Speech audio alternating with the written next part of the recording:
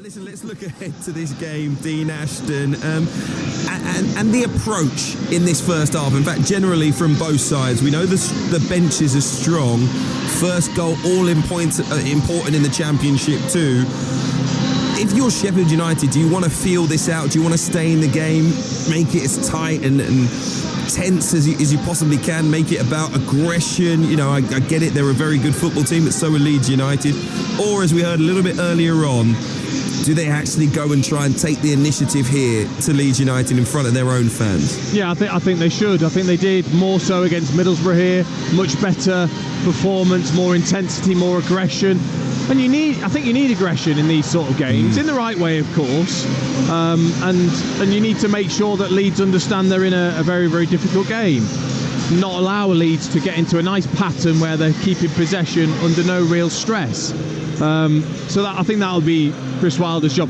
I found it fascinating listening to our two guests and their mentalities, and even then when you talk about the odds, you know, Sheffield United have won more games this season than Leeds in the division. And, you know, it just amazes me, this mentality. And I wonder whether Chris Wilder and how he talks to his players as well. You know, in the dressing room before a game like this, does he talk as if, oh, well, this Leeds side, what a wonderful team they are, unbelievable bench. And I'm looking around going, Sheffield United's starting 11's not bad, you know. Their bench is probably better than Leeds' bench. I know Leeds have been great on the eye and they've scored a lot of goals recently, but I'm not buying in yet to there's this massive gulf and everyone's got to kind of bow down to the powers that Leeds have got. And hopefully Chris Wilder's instilled that into his players tonight. Does it matter if you were a player in Daniel Farke's team that he won't be on the touchline? I don't think he's necessarily that type of manager that would be in your ear from the sideline. He's very calm and collected. So I don't think so. I think the players are so well drilled in the way that they play and with enough experience to cope with this game. Absolutely brilliant atmosphere at Bramwell Lane as the two teams make their way out onto the pitch, and a reminder of just how lucky we are in English football. Two fantastic football clubs going head to head for the chance to take the second tier title in the Championship. They've earned the exact same number of points over the course of the season. Sheffield United starting with a 2-point deduction. I think Chris Wilder will have the bit between his teeth against his former side, knowing that the title could well be going his way if he gets a huge win. Remember, victory would take Leeds United 5 points clear with a game in hand. It could be decisive in terms of number one spot in the Championship. Let's leave you for a great exclusive commentary here on Talksport 2 in the company of former England striker Dean Ashton and Talksport's Jim Proudfoot. Thank you, Hugh, and a very good evening to you. The 406th match of the Championship season, and undoubtedly the biggest so far by a street. Mathematically, it isn't a title decider. The final dozen jeopardy-laden games of their respective seasons provide ample opportunity for unforeseen twists. And the advantage that each enjoy over third-place Burnley provides a safety net of sorts for the promotion battle. Well, for now at least. But this is a night that could shape the entire season. Brushstrokes that could define the overall picture come May, particularly if Leeds were to win. A 5-point lead at the top for a side unbeaten in 16 would feel significant. It would be by far the biggest step yet towards the Championship title. So a draw, a better result for the visitors. But if you're a Blades fan, Dean, would you take a draw now, or is this a must-win encounter? I think when you're at home, it doesn't matter who you're against, but especially against the team that you're chasing, that you get all 3 points. I think it could be huge, and it's also a big psychological knock to Burnley, who are going to chase and who you've got to face later on in the season. So for me, no, I think you've got to go in thinking what an unbelievable result it can be to pick up 3 points here against Leeds. Sheffield United in their red and white striped shirts and black shorts, defending the Kop in the first half. Cooper in goal, Clark, Akmadoljic, Robinson and Burrows, Peck and Vinny Sosa, Raksaki, O'Hare and Britton Diaz, and Campbell. Daniel Farke serving a touchline ban. Ed Reamer in the technical area for Leeds, who've got Melier in goal, Bogle, Roden, Strauch and Firpo. Tanaka in the midfield with Gruev, James Aronson and Solomon, and Peru. Any Yorkshire derby is eagerly awaited, but when it's the top two in the Championship with the divisional lead at stake, an already special fixture is elevated to fresh heights. Sheffield United, Leeds United, second against first. These are the nights for which Talksport 2 was invented. And Leeds kicking from left to right in their change kit of all yellow. Bogle in possession. And the boos will tell you that he's got the ball. The cheers will tell you that he didn't do an awful lot with it. Shanked it straight out of play for a throw that will be taken on the Sheffield United left. Jayden Bogle, who played more than 100 games for Sheffield United before his £5 million move up the M1 back in the summer. Long throw hurled forward down the left-hand side by the Blades left back Harrison Burrows. Goes out of play. And another opportunity to take a throw. Robinson's going to come across to take this. The Blades captain. A little bit of movement coming through the midfield from Peck. Robinson will take a couple of steps and then launch it forward towards the edge of the penalty area. Sheffield United picking up the second ball. Vinny Sosa going for goal, and he shanked that one down towards the corner flag. It's going to be kept in by Raksaki. Leeds have given it up for dead. Raksaki's ball inside the box. Header away from Roden inside his own 6-yard box. Sheffield United on the front foot from the very off. Oh, it's such a great ball from Raksaki on that right-hand side, just tucking back onto that left foot and whipping a great ball in just over the top of Tyrese Campbell's head. And Rodon did really well just to spot that and head it away. Ball headed down in the midfield by Gruev. And Tanaka's just been able to guide it back to the edge of his own penalty area. There's been a clash between two players. Strauch is down hurt. He actually is motionless. He hasn't moved. There's a United player down there as well. And already something for David Webb, the referee, to sort out. It was a genuine attempt to win the ball after O'Hare had laid it off. Strauch coming to meet it. He and Campbell both going for it. And colliding with each other pretty heftily. Just really awkward, wasn't it? The collision. I think it was Tanaka as well that just went to poke the ball between the two of them. And I think it was just the knee that collided with Strauch's hip. And then Campbell hit the floor awkwardly, but they're both up. And play resumes with a drop ball. Leeds working it out of the left-hand touchline, and Firpo couldn't keep it in. It's been a little bit of a nervy start from Daniel Farke's men. Sheffield United with nearly all of the possession, and most of that inside the half that they're attacking. Away to our left-hand side, the part of Bramall Lane that houses the away fans. Another good jump over on the far touchline, but leaning into Firpo. A free kick conceded there by Clark, and an opportunity for Leeds just to calm things down. 0-0. I mean, look, it's the type of game where, you know, tactically your thought process gets parked at the start. You feel the atmosphere like it's rippling on your skin, and you're just thinking about the individual battles and the intensity that you've got to start with. Sheffield United with that intense start, just with the first couple of plays, percentage plays, flicking it round the corner and down the side.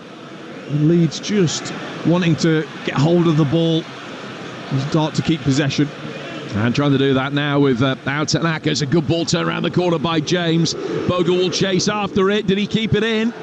Yes, he did. First cross blocked, second one blocked. And that will cannon out of play for a Leeds United throw on this near touchline. They've got a good record in this fixture, Leeds. They've won the last 3 meetings and the last 2 here.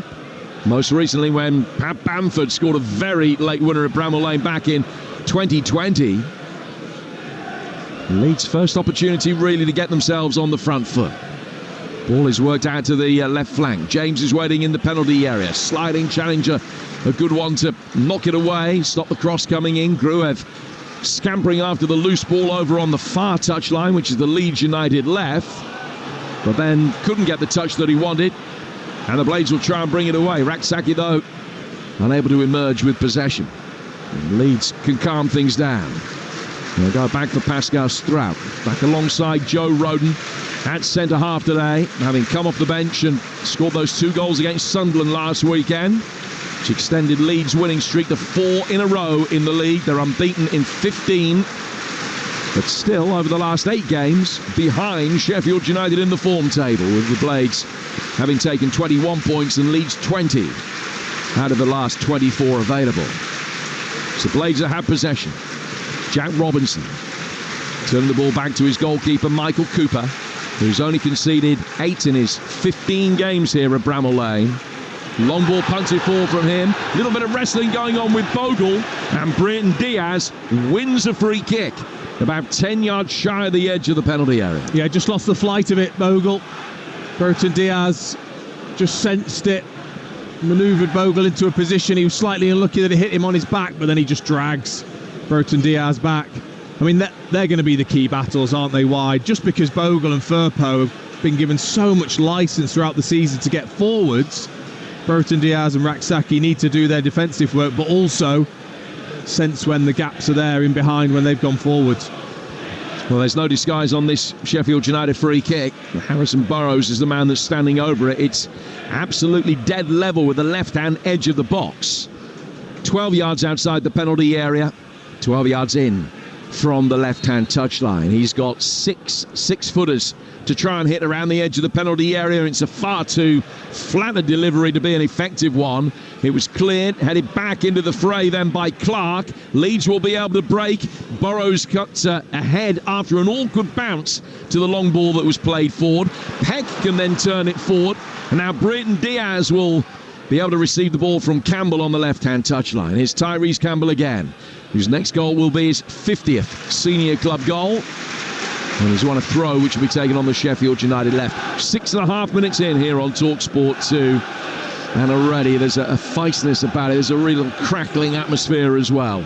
It's still 0-0. And when you talked about those 6-footers, what you don't need is a ball in from Burrows at 2 foot. But Robinson with a chance with this long throw, pretty much anywhere from the 18-yard line, 10 yards out, he'll throw it in. Yeah, this one won't come in at 2 foot up. High ball thrown inside the penalty area, which Meslier grabbed at the second attempt. Came to meet it, looked routine, just got his hands behind it, paddled it into the ground, and then was able to pick it up as he fell. Why isn't anyone sniffing for that? Why isn't anyone sensing that it might happen? Allowing Meslier to get his hands on the ball, but not sense that it might drift out of his hands. Yes, he was quick to react, the Leeds goalkeeper, very quickly, but still, if anyone was really alive there, it's just a tap-in. It's only conceded once in his last 7 games, Illan Meslier, with Isidore, the only player to have scored in that time against them. Leeds on the front foot here. Junior Firpo getting to the byline. He's been able to chip it up. Dan James, probably one of the shortest men on the pitch, was jumping through it at the far post, and it just cleared him. Sheffield United are going to be able to bring it away. And Vinny Sosa very neatly turns out of trouble. Peck almost turned into it, but the young man kept his head very well. And now Harrison Burrows, the former Peterborough man, flights a long ball down the left-hand side, which Campbell has done well. Watched it come over his shoulder, brought it down on his left foot. O'Hare in the middle for him to try and hit. And his cross is blocked by Roden. It's gone out of play for the first corner of the night. Yeah, really well spotted by Burrows. That little darting run from Campbell just came short with Rodon and then spun in behind him into the gap that Bogle will naturally leave when he goes forward. Decent ball down the line from Burrows for Campbell to do a bit of work out wide, but Rodon did incredibly well to make the block. So Peck has come across to take this corner on the Sheffield United left. It's a really congested 6-yard box. 9 of the Leeds contingent are within that 6-yard box, and Sheffield United have got 5 of their own. That'll be 6 by the time the ball is played in. Meslier got caught in traffic, headed off the line, and Leeds scramble it to safety. Meslier just got stuck, was nowhere near it. It ended up coming in behind him. He's claiming he was fouled, but it was headed away off the line. Then Sheffield United still trying to keep a high line. Leeds worked it forward on the counter-attack, but couldn't find James. And the Blades will be able to bring it forward again with Clark. Closest that either side have come. 9.5 gone. Still 0-0. Akmadojic. Down to the left-hand side for Ben Brereton Diaz, who had a successful loan spell here at the second half of last season. Hoping to emulate that 12 months on. Peck back for Robinson. And back to his goalkeeper, Cooper. And Cooper will now drive it forward right-footed. That's overhit and will drift all the way out of play for a goal kick that'll be taken away to our left-hand side. And only now, Meslier comes across and he's saying to the referee that he was just being pushed down on the shoulder as he went up to meet that. And seeing a replay, it was mighty close to going in. Oh, it was, yeah. He's going to get loads of pressure on him. Of course he is. Not quite sure whether he was genuinely pulled. I think there was an arm on his shoulder. But Gruev wasn't to know that. He was nice and alert on the line. Exactly what he's there for, to make sure if the goalkeeper can't get hold of it, he's there to clear it off the line. Brilliant defending.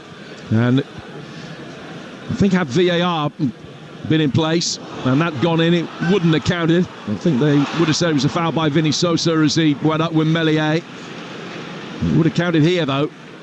Gruev will bring the ball forward. No free kick was given. And this time it's a throw to Sheffield United over on the far touchline. The form at home to top 7 opposition is so-so. Beaten Sunderland and Middlesbrough here. They've drawn one and lost to Burnley. They do have the second best home form in the division. Leeds away form only the third best in the Championship. They've won less than half of their games on the road. The Blues again tell you that it's Jayden Bogle who's in possession. Plenty of draws on the road for Leeds. If they can just turn a few more of those into victories, they will feel that will be good enough for them to win the title. And Sheffield United's points return against top 8 opposition not nearly as good as that of Leeds, and that could end up being significant at the end of the season. Mellier's got the ball at his feet now. He's playing out from the back with 12 minutes in here on Talksport 2. And it's still 0-0. Jim Proudfoot and Dean Ashton talking through the action from Bramall Lane tonight. As Cooper in fluorescent pink clears from in front of the Kop. Peck sliding in, trying to win the second ball. Brought down over on the Leeds United left by Manor Solomon. And he's won a throw, which will be taken over on the far touchline. You're listening to Sheffield United Leeds in the EFL Championship. It's live on Talksport 2 with McDonald's. Order McDelivery on the app and get rewards points. 18 plus. Participating restaurants. Delivery fees and terms apply. See mcdonalds.com. Well, I think tactically it's interesting because, of course, Leeds want to keep the ball, and Tanaka is being clever. He's just dropping in almost to make a back 3 because O'Hare and Campbell are playing as a 2 up there and don't want the centre-backs to get it freely. So Tanaka's just gone in to make that third player, which means then Bogle and Firpo are really high and testing Brereton Diaz and Raksaki, whether they, they're asking that question. Do you want to defend? We know you're attackers. Do you want to follow us? Leeds have it now with Bogle. He's given it away. Burrows just slipped as he took it. But in doing so, he was able to pirouette his way past Aronson. Kept his balance, kept possession. And now Burrows is on the front foot for Sheffield United.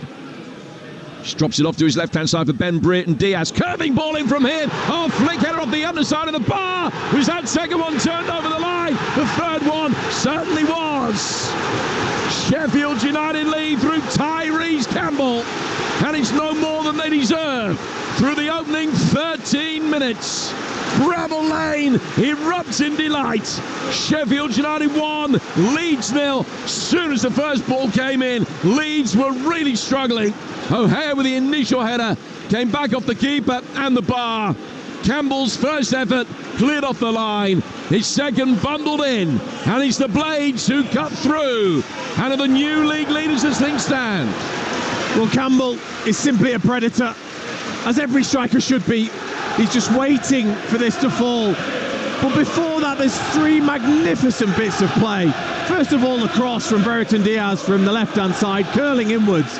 Then Callum O'Hare with just an outrageous, almost backwards header, just flicking it over the top of Meslier, who gets a hand to it. It's a stunning save to start with from the Leeds goalkeeper onto the crossbar and then down. But then you need the poacher. You need your forward alive. You need him just to want those easy goals, and he just heads it against the post. But then it hits Meslier and probably will go down as an own goal. Mellier's momentum. Nothing he could do about that, really, as he was falling back towards his goal and the ball hit his right hand. Might just have been creeping in anyway after the touch off the bar. But I think he will go down as an Ilham Meslier own goal. and Sheffield United leading Leeds by a goal to nil. As things stand right now, top of the championship, 73 points to Leeds 72. Long way to go. Here's Bruton Diaz. Good ball from him. Nice little reverse. Down towards Campbell. Campbell coming back to meet it. Exchanging passes with Burrows, who started this game really well. Bruton Diaz helping it on. Burrows scampering towards the dead ball line. Bringing the ball forward. Driving it right across the 6-yard box. Melier again nowhere to be seen. But Raksaki couldn't get there to be able to tap it in for 2. You're right, Burrows has started well. Lovely underlapping run. Takes the touch, sees the dart from O'Hare at the near post. He misses it. You can't stand and watch, Raksaki. You cannot stand and watch. You have to make a decision. You either dart in front of your defender or you try and get in behind and expect the ball to be missed. He just stood and watched. That was an opportunity to tap in at the back post. Wonder how significant a moment that might prove to be at the end of the night, even at the end of the season. Sheffield United leading by a goal to nil here on Talksport 2.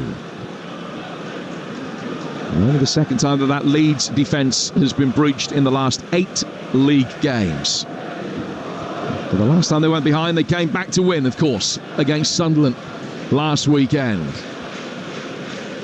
They have only come back from 1-0 down to win twice out of the 9 occasions in which they've conceded first this season. Stroud plays it back to Melier, and Melier's just completely misdirected the ball, which was intended for Roden, and he's played it way behind him and straight out of play for another Sheffield United throw. And the cue again, you would imagine, for another long Robinson throw inside that penalty area. He was just waiting for permission almost from Chris Wilder. Now Robinson is given the ball by Burrows. And this is a really cheap concession of a very dangerous situation for Leeds United. 17 gone. 1-0 to the side from South Yorkshire against the side from West. Another long one launched inside the penalty area. No one too sure where it had gone. Fell behind Ahmedhodzic. He couldn't turn it in. Leeds thrash it away. Blades bring it forward again. Burrows, O'Hare on the edge of the penalty area. Callum O'Hare on the turn. Strauch ended up wearing it on the chin, but it was a vital block. Vinny Sosa picks up possession. He's laid it back for Clark. Clark with a quick change of direction out towards the Blades left. Such a fast, intense start to this game from Sheffield United through the opening 20 minutes, and they will certainly feel that they deserve the advantage given to them 5 minutes ago by that Melier own goal. Here's Clark, defender on loan from Ipswich, playing it right back. Now the youngster Peck to O'Hare. Peck continues his run down the right-hand touchline. Raksaki's got possession, and the Palace loanee tries to bring it forward. He's then just caught his man, and it's going to be a free kick which will be taken by Leeds over on the left-hand side. But listen to the ovation from the Sheffield United supporters, loving what they're seeing so far. Yeah, I mean, look, we questioned the approach of Sheffield United and Chris Wilder's side before the game. Well, they've answered it. The intensity's just been superb. You know, even a quality Leeds side have really struggled so far. Now, Vinny Sosa's won the second ball this time. Raksaki back towards the edge of the area. Bruton Diaz coming onto it. First shot was blocked, and then Melier comes out and gathers as it ricochets back off the Chilean international. And Melier can come and pick it up. It's all Sheffield United. Oh, it is. It is. And again, that came from just pressure in the midfield, just intercepting as it's played into the Leeds players. They've got to recognise it out there, the Leeds players. Yes, of course you want to play and play through. It's not the time for it. Dan James, get yourself in behind. Solomon, get yourself in behind. Give your defenders an option just to peel that on the outside and just try and sit Sheffield United back a fraction. Good ball forward from Strout. Clark marginally out of position. Solomon chasing, but it was really good covering from Ahmedhodzic to get it away. Sheffield United bringing it forward again. Campbell's touch a little bit heavy, and just allowed Strout the opportunity to come across and pick things up once more for Leeds. And the boos tell you that it's Bogle on the ball again. 1-0 to the Blades. 20 minutes in. Leeds unbeaten in 18 Yorkshire derbies in the league since Sheffield Wednesday won at Ellen Road back in 2020. This would not be the time for that run to end. Joel Peru, who we've hardly mentioned, getting it wide. Solomon, good ball. Firpo pulling it back across the edge of the 6-yard box. Well defended Akhmedoljic. And clear by Raksaki to halfway and safety. Campbell thought he was fouled. Nothing given. And it's a throw which will be taken over on the Leeds United left. And that came from a decent knock over the top from Bogle towards James. Headed down into the midfield area where Perot then played it wide, and then the overlap from Firpo. But it was that initial just ball over the top that puts Sheffield United on the back foot, and if you can pick up the second ball, you can then play with your quality from there.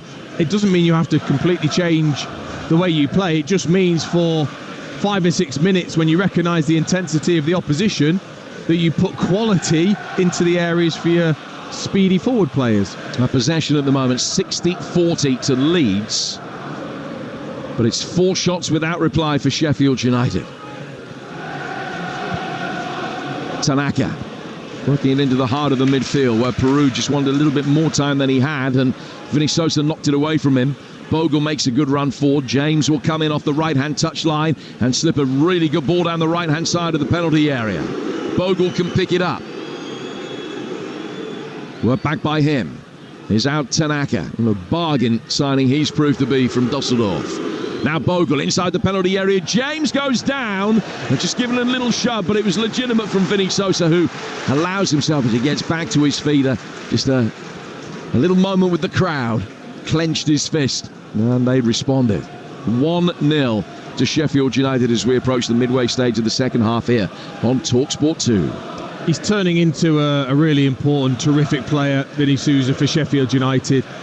Defensively, he recognises where the danger is and steps in between centre-back and full-back, as he did there against Dan James. Powerful, ball-playing midfielder, and so important for them this season. Ball out of play, it's a Leeds throw. As the clock ticks to the midway stage of this first half, it's race by. Good header from Robinson. Turning it away from Peru and straight back out of play for another throw, which will be taken on the Leeds United right. If you're just joining us, no Ethan Ampadu in the Leeds United side tonight. He's out with a knee injury, the severity of which is unknown at this stage. It's interesting, though, the matches that he started this season for Leeds, they've won 13 and lost only 1 out of 18. So 1 defeat in 18 when he started. When he's been missing, they've lost 4 out of 12, and they're trailing in this one. Blades get another ball forward. Meslier coming out, gathers on the edge of his penalty area. The lines of communication between him and Roden were effective enough. The play's going to have to stop as the ball was then played straight back out, because there's a head injury for Vinny Sosa in the heart of the Sheffield United midfield. Yeah, that's a decent sample size, isn't it, to see how important Ampadu is to this Leeds side. And the goal's been given as a Meslier own goal. Campbell reacts so well, so quickly, but it's such a tight angle. He just tries to head it in. It then skims off the inside of the post and then hits Meslier as he's scrambling back. Not a lot he can do.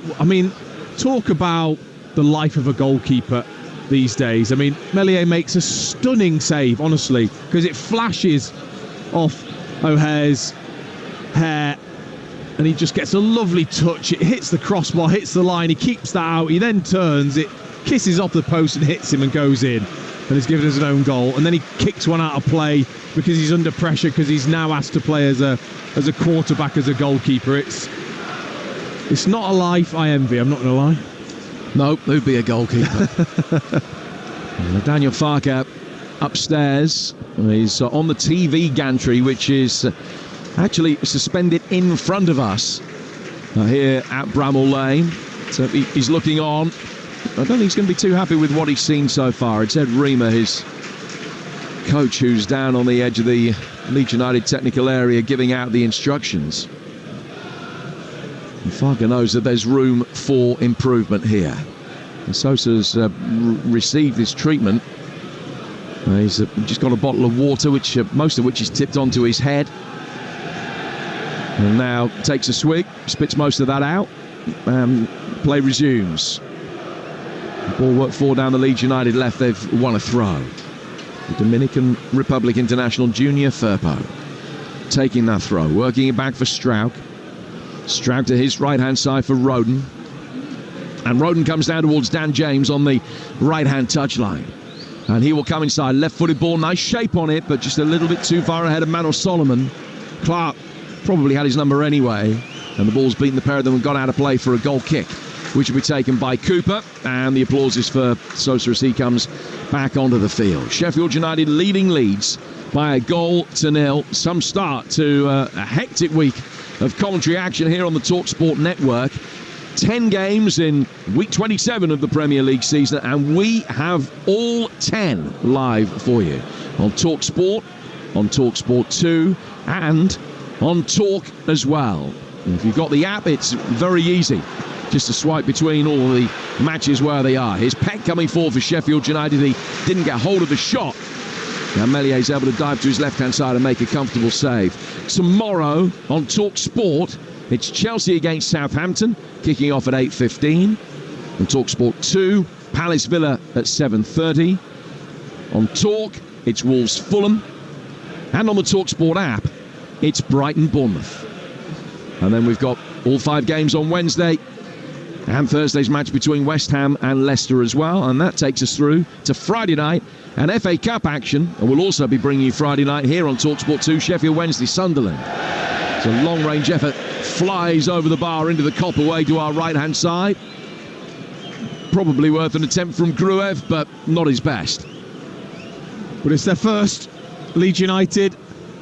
Yes, it's a poor effort. It's the first one they've had at the Sheffield United goal. We found it difficult to stay with Sheffield United's intensity and get their forward plays into the game. I mean, Pirro, Aronson, can't remember you really mentioning their names in an attacking sense. They're having to do the defensive work still at the moment. Now, Joel Peru's come into tonight with 4 goals in his last 4 league games, but he hasn't had a side of goal yet. Another long throw up the touchline from Robinson. Always seems to be able to propel the ball 40, 50 yards with the absolute minimum of effort. Vinny Sosa. Aronson snapping at his heels. Peck just calmly plays the way that he's facing from the centre of midfield for the Blades. Robinson turning it back to his goalkeeper. Cooper back out for Robinson, who's got time to take the second touch that he needed. And then he goes back to the former Plymouth custodian again. Out from him. Brought down on the left-hand side by Burrows, and then Sosa's ball in behind Brereton Diaz. Straight out of play into the Sheffield United dugout for a Leeds United throw. 27 gone. Sheffield United 1, Leeds 0. And that scoreline is probably a fair representation of what we've seen so far, Dean. Definitely. Yeah, it's been a really good start from Sheffield United. Just a couple of times, Tyrese Campbell, he's been a little bit loose in possession. It's not what you want when you've got a side like Leeds that'll then keep the ball after that. You've got to be neat and tidy as a forward when the ball comes into you, back to goal. But almost out of nothing here, Leeds win their first corner. As the ball was played in by Bogle. And it ricocheted off the nearest Sheffield United man and spun down towards the dead ball line. And he goes out for a corner that Manor Solomon, the Israeli, will come across to take. He's raised his right arm above his head. 6 Leeds players inside that penalty area. A little near post flick header straight at Cooper, who was able to make the save. It was Gruev that had made that near post run. I don't think it was his intention to try and get that on target. He was just trying to help it on for somebody behind him. It didn't quite get the angle right, but it kept Cooper honest, and he made a sharp movement to his left and was able to catch it. Well, he may well have made that very difficult for Cooper if that had been closer to the inside of the post, because Cooper was really stepping out and off his goal line, not really expecting that near post flashed corner. Gruev just flicking it into his hands rather than down and in towards the near post, but cleverly worked from Leeds. Robinson. Now Peck. Now City Peck has done brilliantly to turn that forward towards Brereton Diaz, and a nice reverse ball from him as well. Campbell left-hand side of the area, across the 6-yard box. O'Hare coming in, couldn't bundle it towards goal. It was flicked away off the retreating Firpo and out for another corner. Yeah, Firpo does really well. Brereton Diaz, nice early pass for Tyrese Campbell's running behind. That's where he looks strong and dangerous. And then Firpo does incredibly well. I think it's the outside of his left foot, just around Callum O'Hare's body, to just flick it away. Raksaki was there to tap in if he'd have missed that. Goes out for a Blades corner, half an hour in.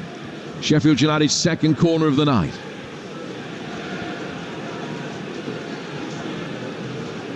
The youngest man on the Blades team, Peck, across to take it. Flighted in towards the edge of the 6-yard box, easily volleyed clear. Back in from Raksaki, but too much on that.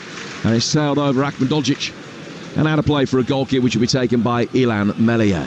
Leeds trailing. Their last league defeat came at Blackburn back in November. They're unbeaten in 15 since then, in which they've scored 5 times as many goals as they've conceded.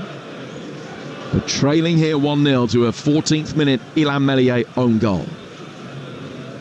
Strauch for Leeds in all yellow tonight, kicking from left to right towards the Kop in this first half. Firpo trying to pull the ball back towards the penalty spot. Second ball in from Gruev. That one easily cleared as well. Tanaka heading it forward. James, don't think he quite read it. He's just caught on his heels a moment. And Ahmedhodzic can shepherd it back to his goalkeeper, Cooper.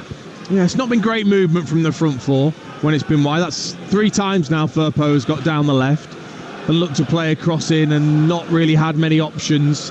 He can't play it in with height either, because you've got Ahmedhodzic and Robinson that are just going to win it against Pirro and Dan James and Solomon and Aronson. So they're looking to play that low. The movement needs to be really good then. Meslier playing out from the back. Roden to Bogle. Bogle back to the heart of the Leeds United defence. Tanaka just dropping in again between Roden and Strauch, as Dean was detailing earlier. Now Strauch will work it down the Leeds United left for Firpo. Raksaki was back in defensive duty, and he's conceded the throw. Lots of players on loan here at Sheffield United at the moment, with Clark and Raksaki and Brereton Diaz in the starting lineup tonight, and Chowdhury and Holding on the bench. They've also got Gilchrist and Suter on loan, but you can only have 5 in any given matchday squad.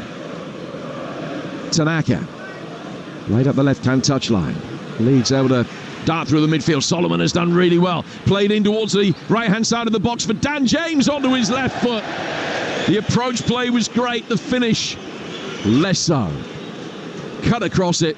It sails high and harmlessly wide. I mean, he's so sharp when he gets in those positions, Dan James. Sometimes he can rush it. This season he's really improved that aspect of his game. He's looked more composed. There it was a little bit rushed. It was a little bit snatched, the way he just cut inside onto his left foot and then tried to hit it straight away.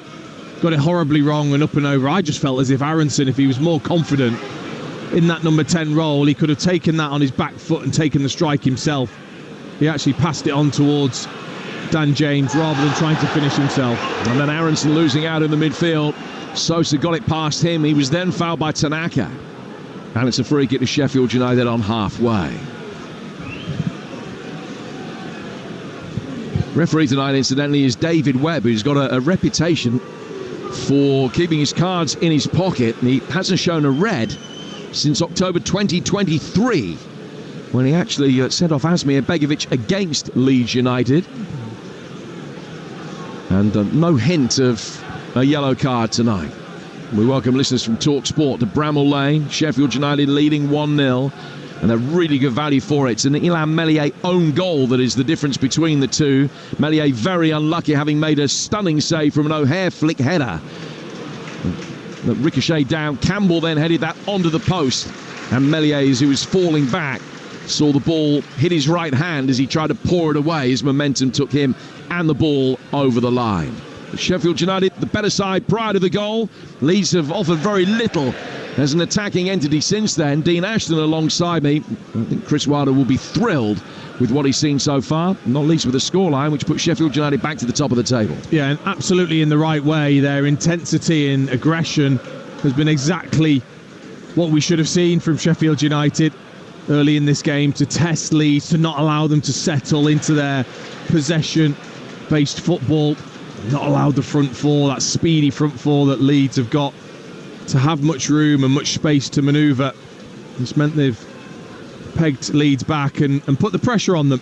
Yeah, Leeds have had the majority of possession, probably just short of 2/3 of it, but Sheffield United have had 2/3 of the attempts, and they've looked very potent. Burrows with a long ball forward here, Britton Diaz chasing after it. Jaden Bogle heads that away against his old club. Turned back by Vinny Sosa. Suspicion of a push on Campbell on the edge of the penalty area. Leeds making a meal of getting it away, can do so now. If you've got the Talksport app, it's really easy to swipe between Talksport and Talksport 2 and keep abreast of all of the action here in this thrilling Yorkshire derby. As Solomon plays in James inside the area, right-footed effort that is easily blocked by Burrows. James had a sighter a couple of moments ago and hit that one high and wide. That one blocked. He's got it again on the right-hand side of the penalty area. Good reverse ball. Bogle getting to the byline. Ball in from him. Should be easily cleared by Robinson. And it is. Play continues on Talksport 2. It's Sheffield United 1, Leeds 0 with 9 to go to half-time. Beautiful interplay, wasn't it? Into the feet of Aronson. Bogle with the third man run, just flick round the corner to him. Again, though, not been able to pick out anyone in a yellow shirt yet tonight from those wide areas. So Leeds have it again in the midfield. Work back towards Stroud. Stroud down towards Solomon, who was an injury down ahead of this game after the ankle knot that he picked up in the last match. Peru on the edge of the penalty area, trying to lay it off. Aronson, rescued the situation to keep the ball alive, but he hadn't read Peru's touch. Now James will try and get past Burrows. Sends a high steepling ball inside the box. It's really good commanding goalkeeping from Cooper, who came out and caught it about 8-9 yards out off his line. Excellent handling under pressure. And the lead remains intact with 8 to go to the break. Yeah, you just can't do that. You can't float it aerially. Because if the two centre-backs don't head it, Cooper will come out and claim the way he did there. Again, because it's so tight and congested, if you're Perot or Aronson, you've got to be almost a step ahead when that ball gets played into you. That ball got played in brilliantly from Solomon. Lovely footwork. Fed it into Perot. He needs to, in 2 moves, just shift it and shoot from the edge of the area. Didn't even cross his mind. Just then played it back to the midfield players, and then it gets recycled again. You've got to be nice and sharp around the edge of the area when it's tight. No side scored more often the first goal in championship matches this season than Sheffield United. They have done it on 23 occasions, and they've gone on to win 20. They did blow a 2-0 lead against Queen's Park Rangers here. They dropped points against West Brom and Coventry as well, but that's been it. They have won 20 of the 23 games in which they've scored first. They've won more games than anybody else in the division. They're the only team that have won 2/3 of their matches so far, and they lead this one deservedly by a goal to 0. Tanaka turning in the midfield. Played back by the dark-haired, thick-set Dutchman Stroud. Joe Rodon, the Welsh international, coming forward over halfway. Tanaka showing for the ball to his left-hand side, and that's the pass that is eventually played. And Tanaka taking a touch, working to his left. Stroud getting his foot underneath. A peach of a ball over the top for Solomon. Solomon turning right-footed straight at Cooper. That's Leeds' best move of the game. And there's an immediate inquest from the Sheffield United defenders, looking across at assistant referee Konstantin Hatzidakis, because they felt that Solomon was offside, but the flag stayed down, and he should have done better. Oh, he should have done better, that's for sure. The run's perfect, though. Clark is just not even looking at him. He just runs off the back of him, and also Burrows is behind his 2 centre-backs, which cannot happen, and plays him onside. He takes a brilliant first touch. He kills it instantly in front of him, and actually, if I'm being honest, he should just square this to Perot. Perot's absolutely furious with him after it gets into Cooper's hands, because he should just play it across for his striker to tap in. Instead, he cuts inside, and it's a weak effort straight at the goalkeeper. Well, Leeds will be disappointed with the way that this game is going, but the last 5 or 6 minutes has certainly been Leeds' best 5 or 6 minutes of the game. And the shot count, which was markedly in the Blades' favour at one stage, is now almost dead level again. Better chances being created now by Leeds United, but just the 2 shots on target so far. Sheffield United 1, Leeds 0. And free kick the Blades will take 5 yards inside their own half, over on the far touchline. It's rolled short for Peck. And then Clark goes back for Ahmedhodzic to his goalkeeper Cooper. Cooper out towards Robinson, immediately told by the crowd of the impending presence of James, but his low scuff clearance only fell for Gruev, and the Macedonian's been able to get it forward. Solomon, first time ball inside the box, straight into the hands of Cooper. And you can just tell, because the intensity's dropped from Sheffield United, so difficult to keep it going for the whole half. Leeds have sensed that. They've started to press a little higher with a bit more intensity themselves to win the ball back. And then Solomon, it's twice now he's got into the game on that left-hand side against Clark. Cooper getting the ball forward, Roden heads it away. Brought down in the back by Robinson. High up and under from him. Brenton Diaz leaving it for O'Hare, who's had to cause all the problems in the immediate build-up to the goal. Vinny Sosa, great skill, just rolled the studs of his right boot over the top of the ball, toe poked it forward, took a Leeds player out of the picture in the process, but Tanaka can then pick it up much deeper. Strout looking long again, and that ball for Solomon round the back of Clark is beginning to give Leeds some joy. He's got it again, works the angle, right-footed effort. Robinson is there to block. Ahmedhodzic, I beg your pardon, just ducked into the shot, and the boos you can hear again for a flag that stayed down. When Sheffield United thought that he was offside, Manor Solomon. Having a look at the replay, it's not even close. He's 4 yards on. Oh, he is. Yeah, he completely bamboozles Clark with his movement. 3 darting moves to then spin in behind. He's well onside. Again, he does brilliantly just to cut inside onto his right foot. Strikes it well. Ahmedhodzic, brave and brilliant defending to make sure he's in the line of where he thinks Solomon is going to strike. Gets his head in the way. I mean, Solomon was very close with Clark, but Robinson had played him on by some distance. The flag comes up now, and you can hear the ironic cheers. But Con Hatzidakis, who's running the line, hasn't made a mistake yet. No, he hasn't. And really, they should be venting that anger towards a couple of defenders that have just not kept themselves in that defensive line. You've got to be switched on, even when the ball's nowhere near you. You've got to be ready for that ball to just be swung in behind. Keep that defensive line, that concentration. So Cooper drives it forward. Vinny Sosa gets his head to it. O'Hare trying to turn away and can do that. Former Coventry man nudging it to his left. 2 to go to half-time. Probably around 2 or 3 to be added on, I would imagine. Vinny Sosa to Brenton Diaz. He can come into a more central area. Just plays the ball to Peck. Sosa will take over. Right on the corner of the box. Back from Peck. Forward for Burrows. Burrows coming in off the left-hand side. Lends it to O'Hare. O'Hare actually turned the other way. Leeds will clear. Peck is in there. Aronson trying to shepherd it out, and it's a good decision to do it because the referee has found in his favour. He said the last touch came off a man in red and white. No complaints actually from either Peck or Brenton Diaz. Leeds taking the throw. Ball work back for Meslier. No real significant pressure on him from Campbell, which allows the Frenchman the chance to get it out towards Strauch. Junior Firpo making a darting run down the left-hand side as this time Solomon just drops in behind him to pick up the ball. Roden down towards Jaden Bogle. Crowd have almost tired of booing him when the ball is played to the Leeds United right back. Only almost.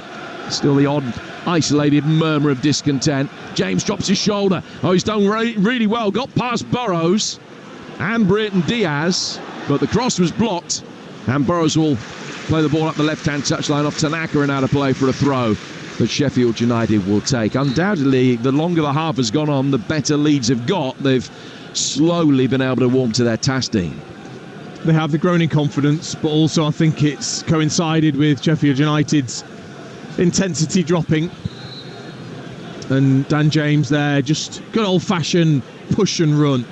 Just use that electric pace that you've got to get yourself in behind. But again, it's been pretty disappointing from wide areas from Leeds United. didn't have many options. Biro had stopped his run on the penalty spot looking for the cutback, but there was no one else really in there for Dan James to find. Well, you're not missing anything here because Clark is down injured for Sheffield United. The Blades have sent a couple of substitutes out to warm up, including Rob Holding. We go into 3 minutes of added time. Those 3 minutes won't start until play resumes. Clark is okay because he's being led off towards the far touchline. The Sheffield United right back rather than this near side where the benches are. So they're obviously pretty confident they can at least get him through the 3 remaining minutes of the first half and then give him some further medical assessment at the break. 1-0 to Sheffield United, and significant that Chris Wilder just wanted to get his players around him whilst there was that break in play. So make sure that they know what they're doing here to try and stem the Leeds flow a little bit more effectively than they've done over the last 10 minutes to keep the lead intact towards half-time. Another prodigiously long throw from Robinson, but miscontrolled by Britton Diaz, and he goes over the line and out of play for a throw that Jaden Bogle will take for Leeds. Back from him to the edge of his own penalty area, and then worked for by Roden for Strout. Now out towards Firpo. Clark is asking for permission to come back on. That's now granted. It's been off the obligatory 30. It did look for a moment as though Leeds might be able to break down that side whilst it wasn't on the field, but the Blades have got their defensive shape back behind the ball. Strout to Roden. Roden forced to go all the way back for Meslier on the edge of the D. And they've just, as Tanaka now looks to try and drop in, it's Peck that's at times gone all the way in with him just to stop them playing out as easily as they have done. So much of the attacking play gravitating down the Leeds United left. It does so again here with Solomon, who survived the handball shout, but Raksaki's been able to play the ball off him anyway for a throw that Sheffield United will take. We're midway through the 3 additional minutes, which are going to be elongated ever so slightly. Great game. Sheffield United 1, Leeds 0. The drama, the tension, not necessarily full of a real glut of goal-scoring opportunities, but never really anticipated that would be the case. Cooper driving this forward. So much jeopardy, you can feel it oozing through every pore. Vinny Sosa, maybe a little bit unlucky that he's got a free kick going against him, as just was judged to have pulled Aronson back. Leeds get it forward quickly. Solomon and Firpo combining again on the Leeds United left. It's the far touchline as we look at it. Sliding in, Vinny Sosa wins it back. Peck is able to take control. Lovely, cultured midfielder whenever he's in possession. He's got such a clever eye for a pass. And he just played a little reverse, no-look ball down towards Vinny Sosa. Almost breaks Clark's way, coming up the left-hand touchline. Burrows will be able to take over now for Sheffield United, down by the corner flag. Trying to backheel his way out of trouble. Britton Diaz wins the seconds. Little reverse ball in, and Peck just lost his footing as he tried again. He was maybe a little bit too far ahead of him anyway. Leeds will get it forward quickly. Chance for one last first-half attack for Daniel Farke's man. Aronson taking it on inside the box, wins a corner, and Leeds have an opportunity, a very, very late set piece. Yeah, and it's just that pace, isn't it, that they've got. If you leave a couple of gaps, they will counter-attack into them, Leeds, with Aronson this time receiving the pass, looking to cross, brilliant block. Putting themselves under pressure, Sheffield United, though. In comes this Leeds corner, swung in, it's cleared, half cleared. Britton Diaz can do the rest, and in getting it out of the penalty area, the referee says that'll do, it's half-time. And over the whole piece, Sheffield United will feel that the 1-0 advantage is deserved. Much the better side over the opening 25 minutes. Leeds have probably shaded it over the last 20. But it is Sheffield United that have the advantage after that Elam Meslier own goal on 14. Sheffield United 1, Leeds United 0. And if it stays that way, the Blades will be back on top of the championship tonight. Hugh? Well, if you look at the goal attempts in that first half, 6 apiece, both with 2 on target, you'd think it was fairly even, but the possession tells a very different story. Leeds United 63%, The expected goals, 0.97 to Sheffield United, so they've virtually got that one, and 0.28 for Leeds. There you go. I think it has been a fantastic first half, and it was, what we discussed at the beginning, Dean, how would Sheffield United approach it? You said they've got to go and take the game to Leeds. That is exactly what they did, and for the first 20, 25 or so minutes, they were absolutely scintillating. They were, and, you've got to score in those moments when you have that sort of a start and you put a team like Leeds under pressure. You felt they needed to score in that moment, because it was always going to be a case where Leeds would come back into it and they would tire Sheffield United over that period.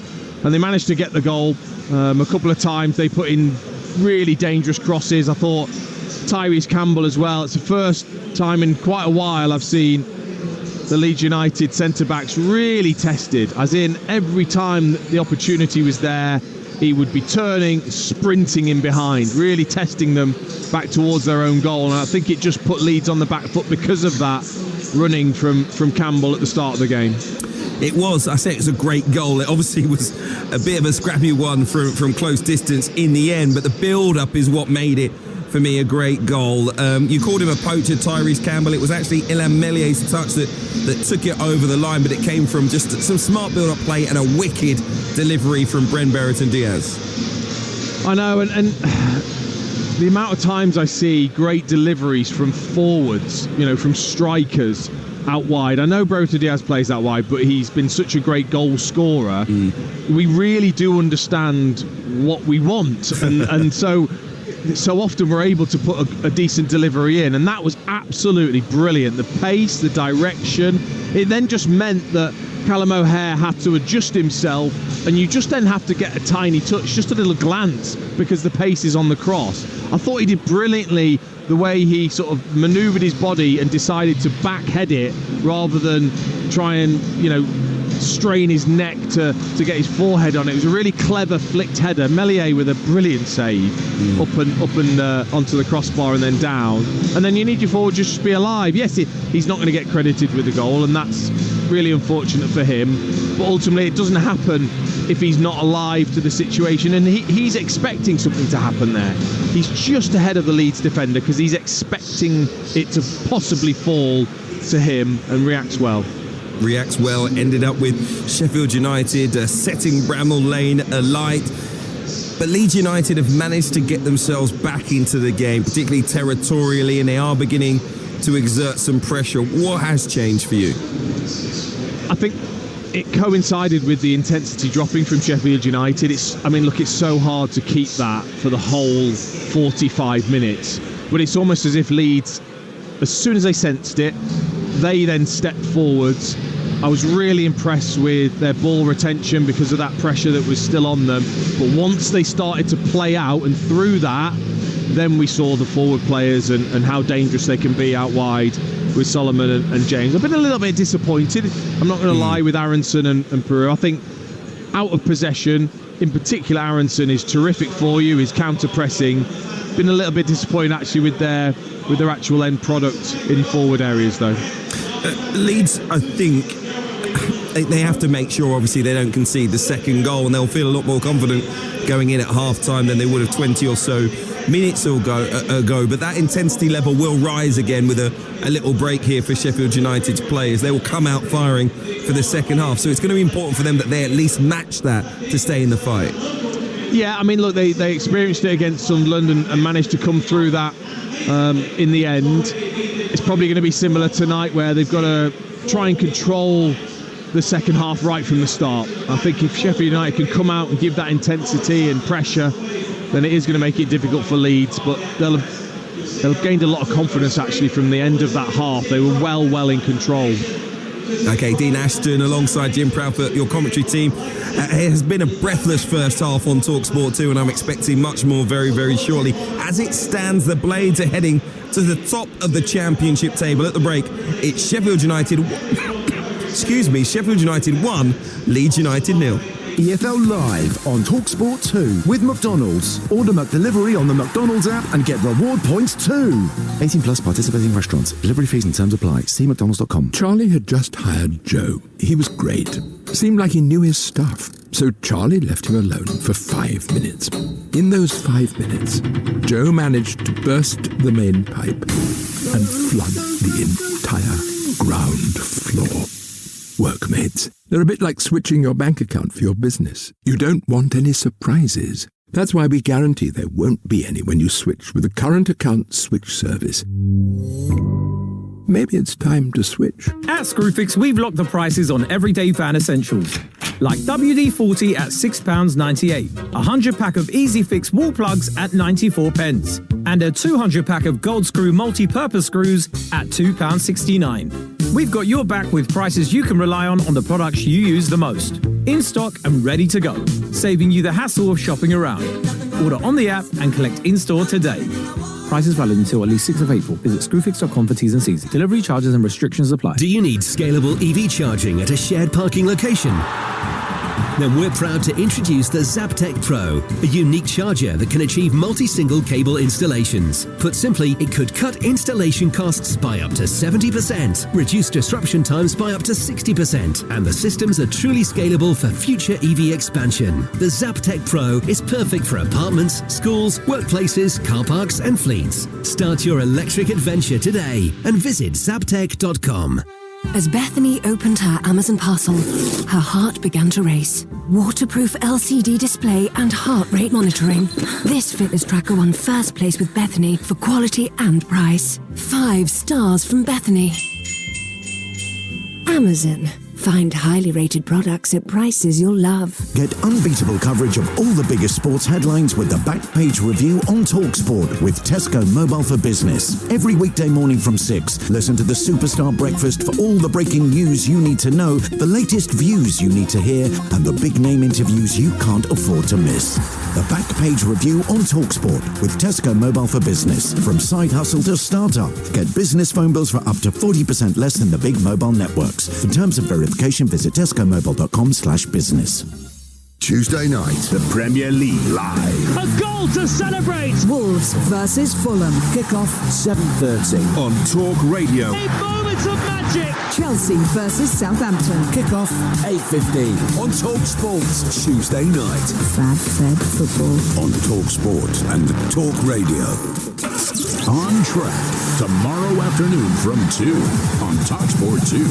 Keep ahead of all the action in the world of motorsports. He's shown that you don't need to win from pole position. Extended hard revving roundups, in-depth racing analysis, and big name interviews. If I'd gone 1.5 tenths slower, I would have been P10 on the grid. So it's so tight. Talksport 2 rounds up the biggest stories and the latest racing rumors. Championship points are more vital than ever. On track tomorrow afternoon from 2 on Talksport 2. Feel the power and the glory.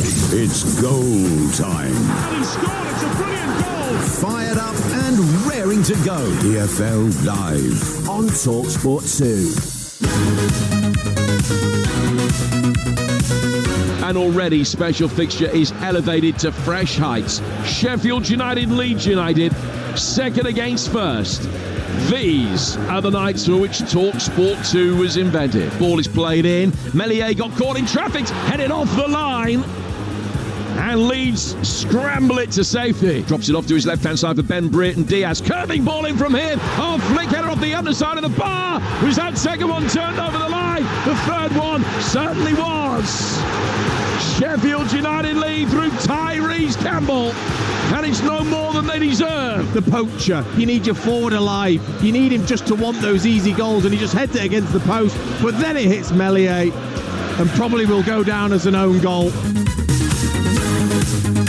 Indeed, it has so far. An Ilham Meslier own goal. The difference as Sheffield United look to go to the top of the championship table. They will do so if they can hold on for all 3 points. But importantly for them, they would open up a 5-point gap on third place Burnley. Absolutely imperative they can hold on to all 3 points. Remember, if Leeds can come from behind, they will go 5 points clear at the top of the table. So a massive 45 minutes ahead of us here on Talksport 2. And who knows, another dramatic finish on the cards as well in the championship title race. So many of these Leeds matches have provided that for us. Ilham Meslier, of course, with his greasy gloves, maybe helps occasionally too.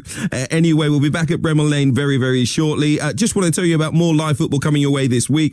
We'll have plenty of Premier League action to keep you entertained.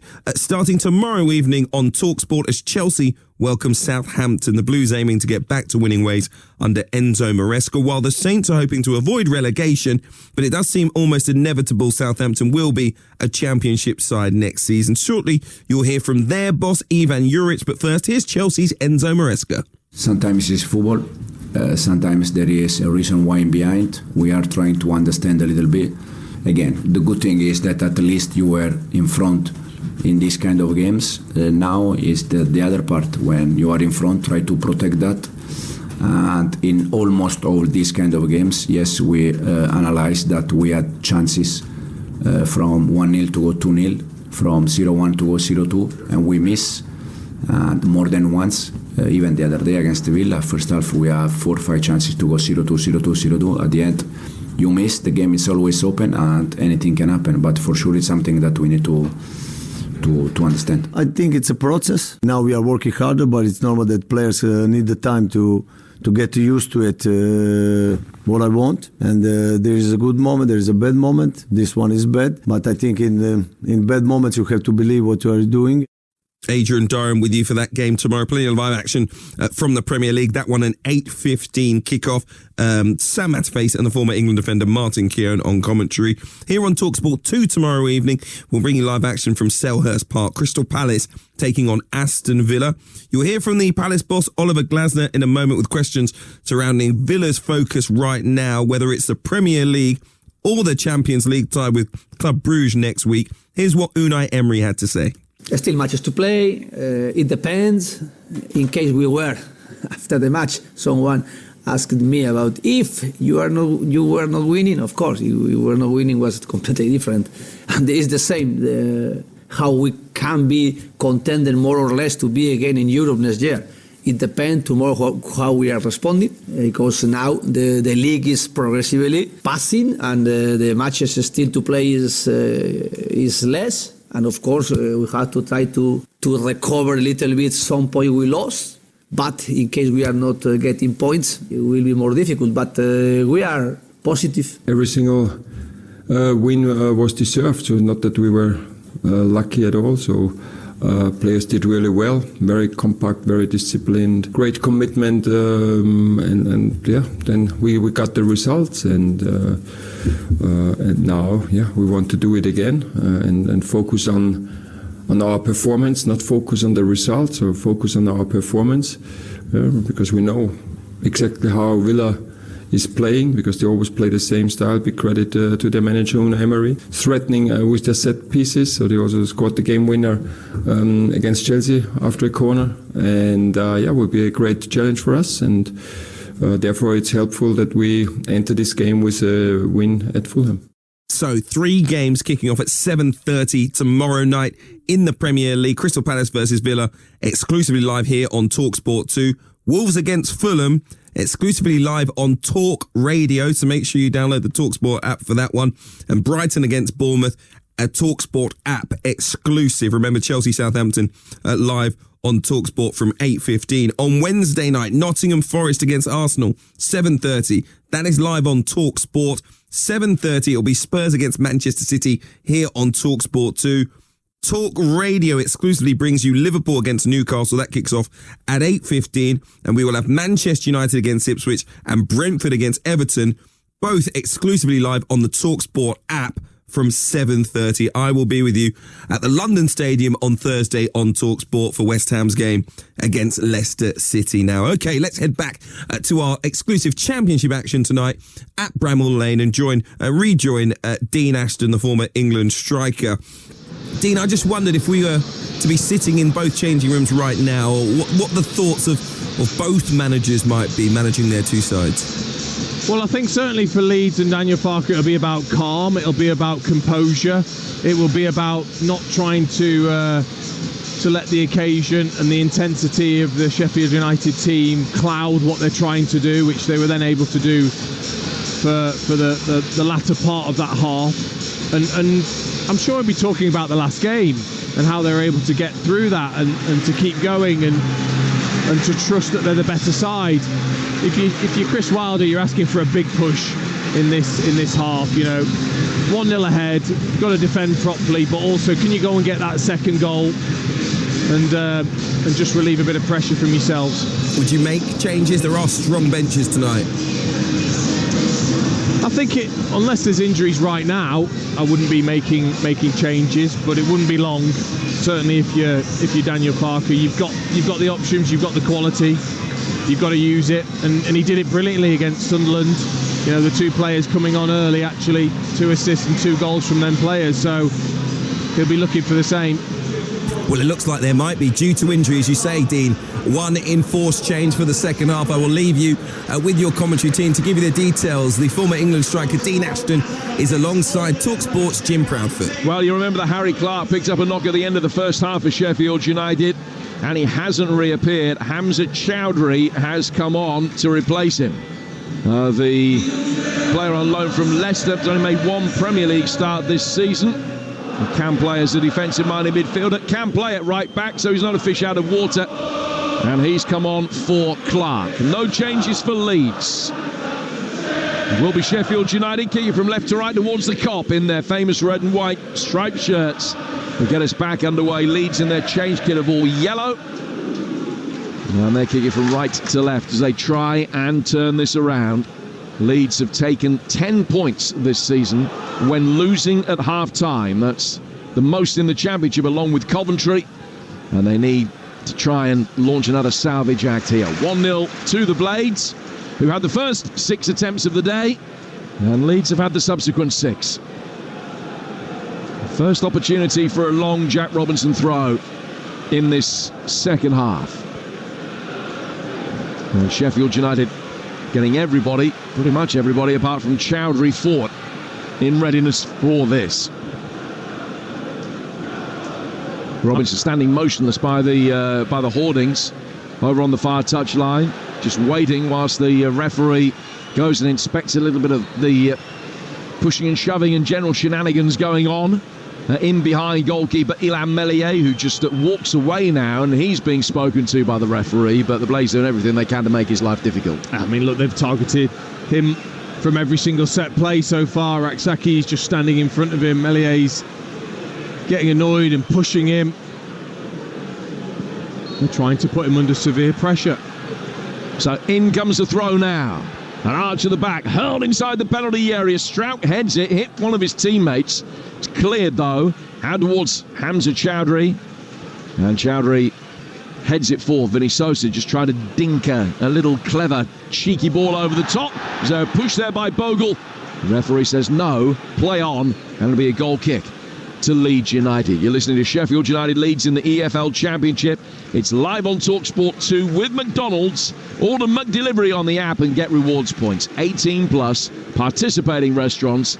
Delivery fees and terms apply. See mcdonalds.com. Sheffield United leading 1-0 as they have done for the last 35 minutes. It's another throw to them. Chowdhury will take it. In front of us, we're situated at 10 yards inside the half that Sheffield United are attacking. Chowdhury just dropping the ball short for Vinny Sosa, who almost sold Chowdhury short with a return ball. He hastily had to just toe poke it forward, and he couldn't find a teammate as a result of that. Goal kick that Leeds will take with Melier, and they've got work to do. And naturally, they'll want to keep the momentum that they've already started with Sheffield United. Tanaka, for me, is such a key player with the way that Sheffield United have been set up. When he was getting free in between the two centre-backs, it really opened up the Leeds team, gave them genuine width with the two full-backs nice and high. It's something that Sheffield United will have to try and stop. And you talked about them trying to prevent it with Peck playing a little bit further forward and detailing Tanaka, not allowing those three when they're trying to build up have as much possession as they've been having. But then you leave Vinny Sosa on his own in midfield for Aronson and Pirot just to drift either side of, and then Leeds, if they do get out, they've got the space then. Leeds, for their part, need to get John Pirot involved in the game a lot more. He only had 8 touches in that first 45 minutes. Another Sheffield United throw down the far touchline. So they look to try and build on this lead. Peck heading the ball on. Roden turning it back for his goalkeeper. Meslier can clear. He was leaning back when he drove it forward, so it didn't make halfway. Sheffield United win the seconds. Help forward. Strout can get that away. Raksaki now losing out to Gruev, claiming he was fouled, and then Peck in really strongly on Solomon. And it's gone out of play for a throw that'll be taken on the Leeds United left.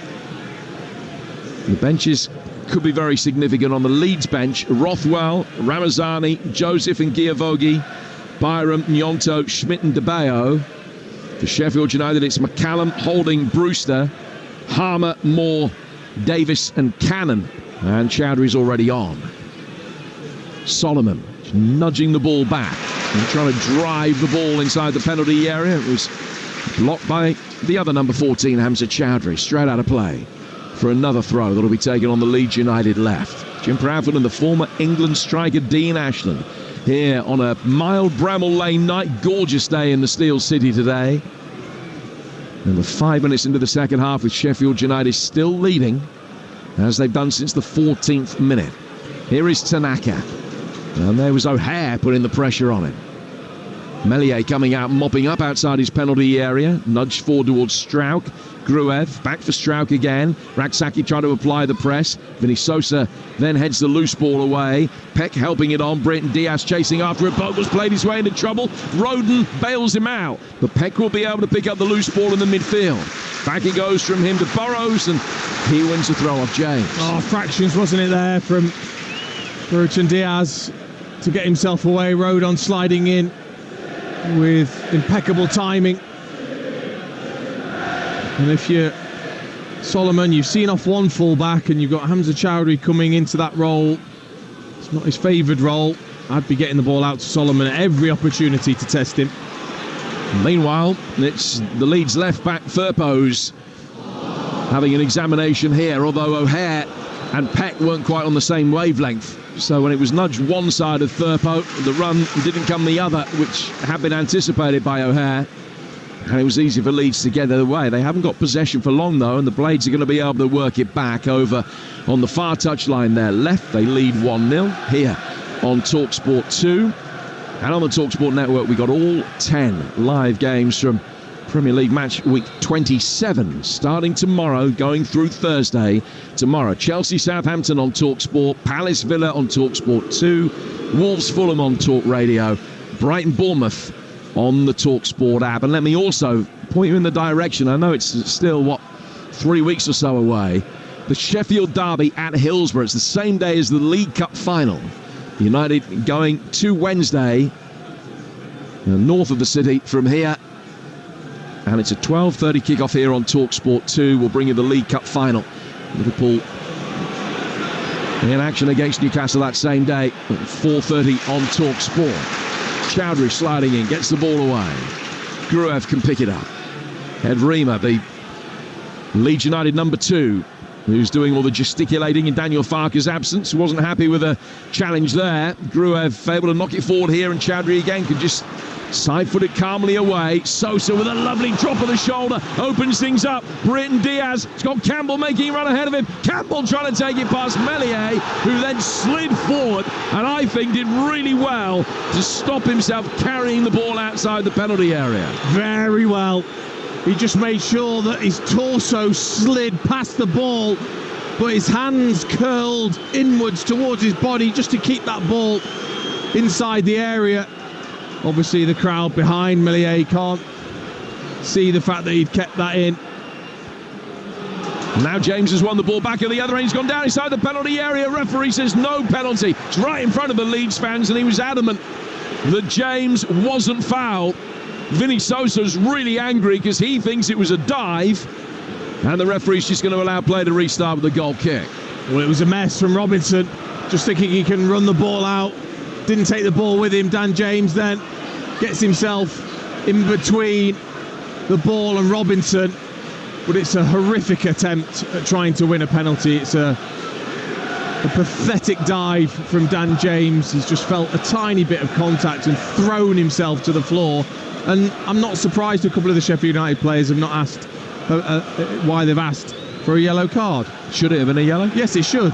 Absolutely. trying to completely deceive the referee, David Webb. Robinson plays the ball forward. Just cleared Campbell. Roden getting it back for Meslier. Mellier's first touch took him a little bit wider than he wanted to go, and O'Hare's eyes lit up for a moment.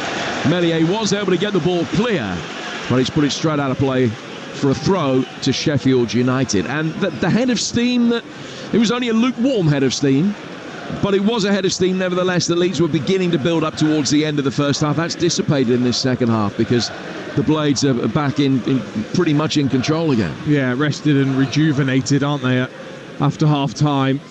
I just felt as if Campbell was going to get there first before Meslier, but just seemed to sort of hesitate for a split second. Cooper's got the ball at the other end, and he'll just bowl it out for Ahmedoljic. This is Leeds' final game away from home against top 8 opposition this season. They've only got 2 matches left after tonight against top 10 sides, when West Brom and Bristol City both go to Ellen Road. Sheffield United, for their part, have got 5 more matches against top 10 sides. They've got to go to Sheffield Wednesday. As I mentioned earlier, they've also got to go to Burnley. There's no doubt that Leeds have the easier run-in. And Sheffield United, as things stand right now, have a 1-point lead at the top of the division. And remember, a Leeds equaliser and they're back 2 points clear again. Most significant as far as Sheffield United are concerned tonight, it's not the difference necessarily between them and Leeds, it's the difference between them and Burnley. And they're 5 points above the Clarets as things stand right now.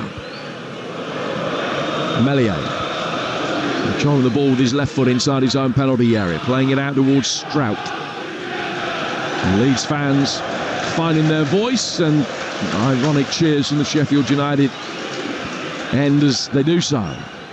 Roden taking a touch, trying to get away from O'Hare, nudging the ball to his left. Lovely turn in possession by Aronson, and the American all hustle and bustle, lays it to the left-hand side for Junior Firpo. He'll bring the ball into a central area and then switch it very quickly back out to the left for Manor Solomon. Solomon to Aronson. Leeds are going to be making a double change in a moment. We're going to see Matteo Joseph come on, and also Joe Rothwell.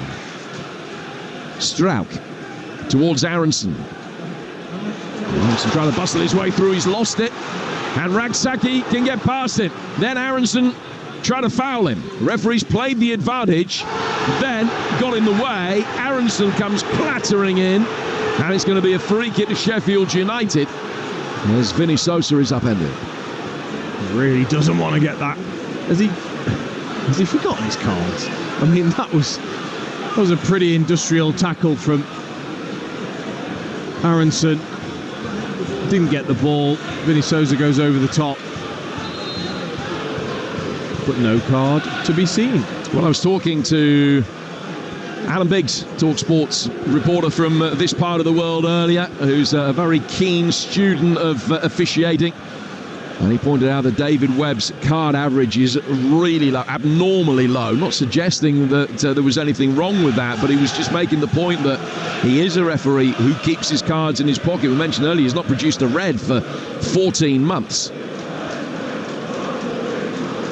The Leeds have made the double change. Rothwell has come on.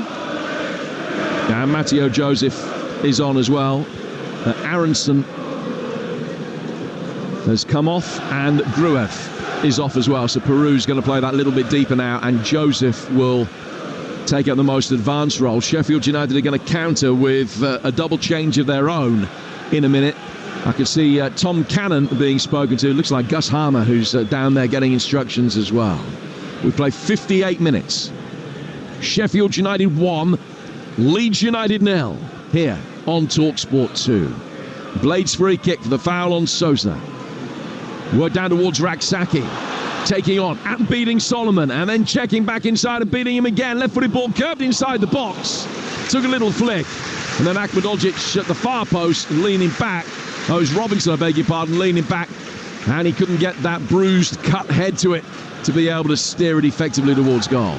Yeah, we haven't seen a huge amount, have we, of Ragsaki being able to drive 1v1 against a Leeds player. But when he does, he tends to get the beating of the defender.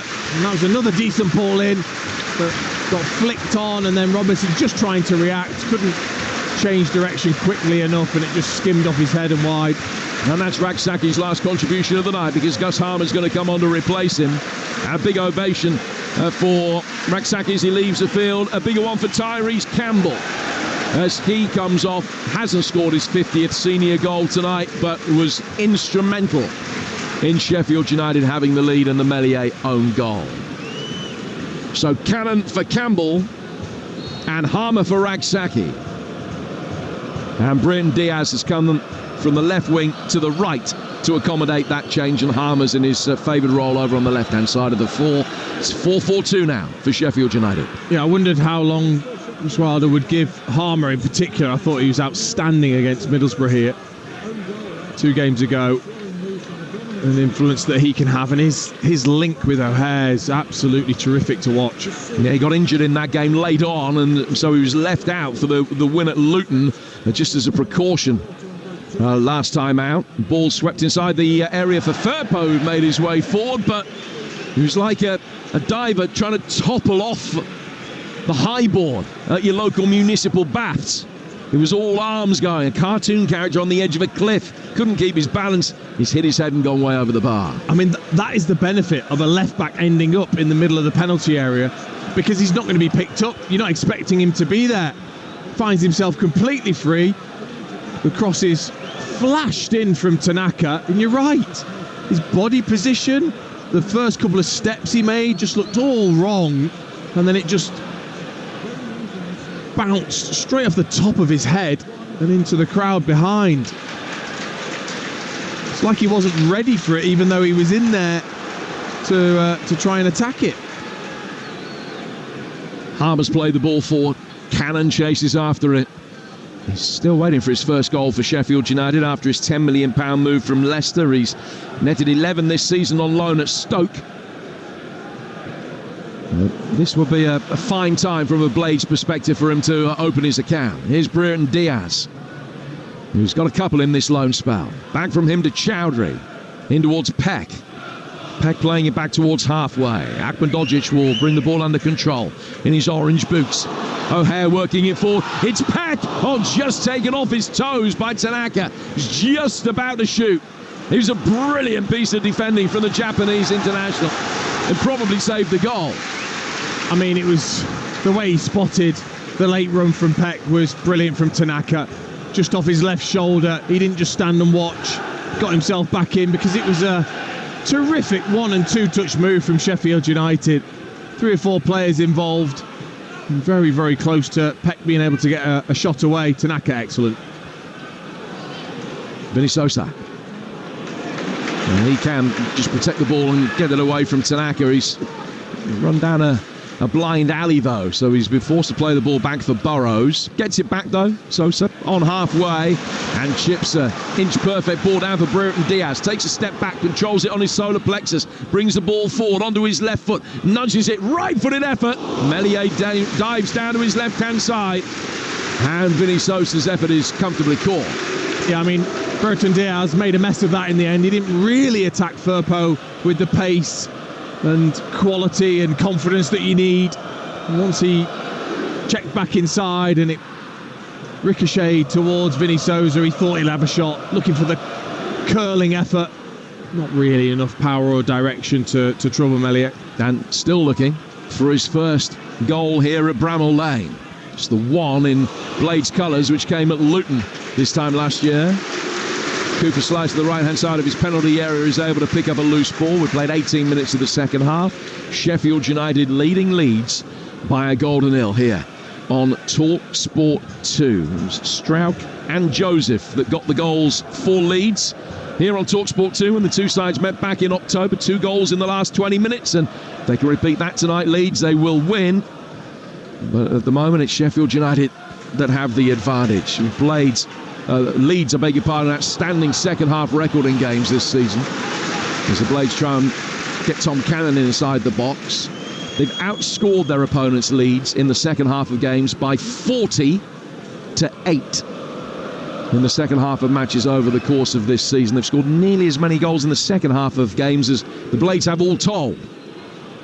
Sheffield United leading this tonight. Here's Peru towards the edge of the Sheffield United penalty area. Just able to help the ball on towards Solomon.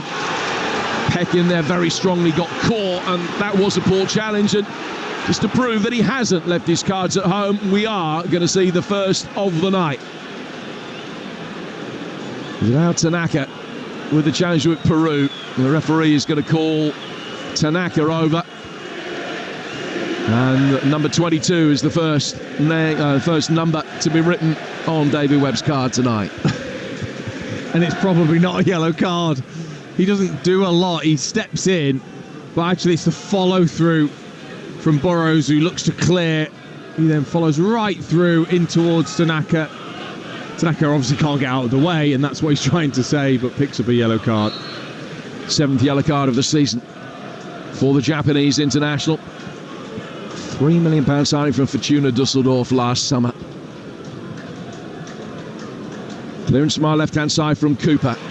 Ball headed on by Brayton Diaz. Just piqued the interest of Tom Cannon for a moment. Strout comes across and deals with it. Puts it out of play. And a throw which will be taken right in front of one of the television cameramen. And Robinson, who's got quite an appreciable cut just to the left of his left eye, comes over to retrieve the ball. Ball boy sits back down on a white stool, and Robinson takes 4 paces forward towards the touchline and sends another one of these flat throws towards the penalty spot.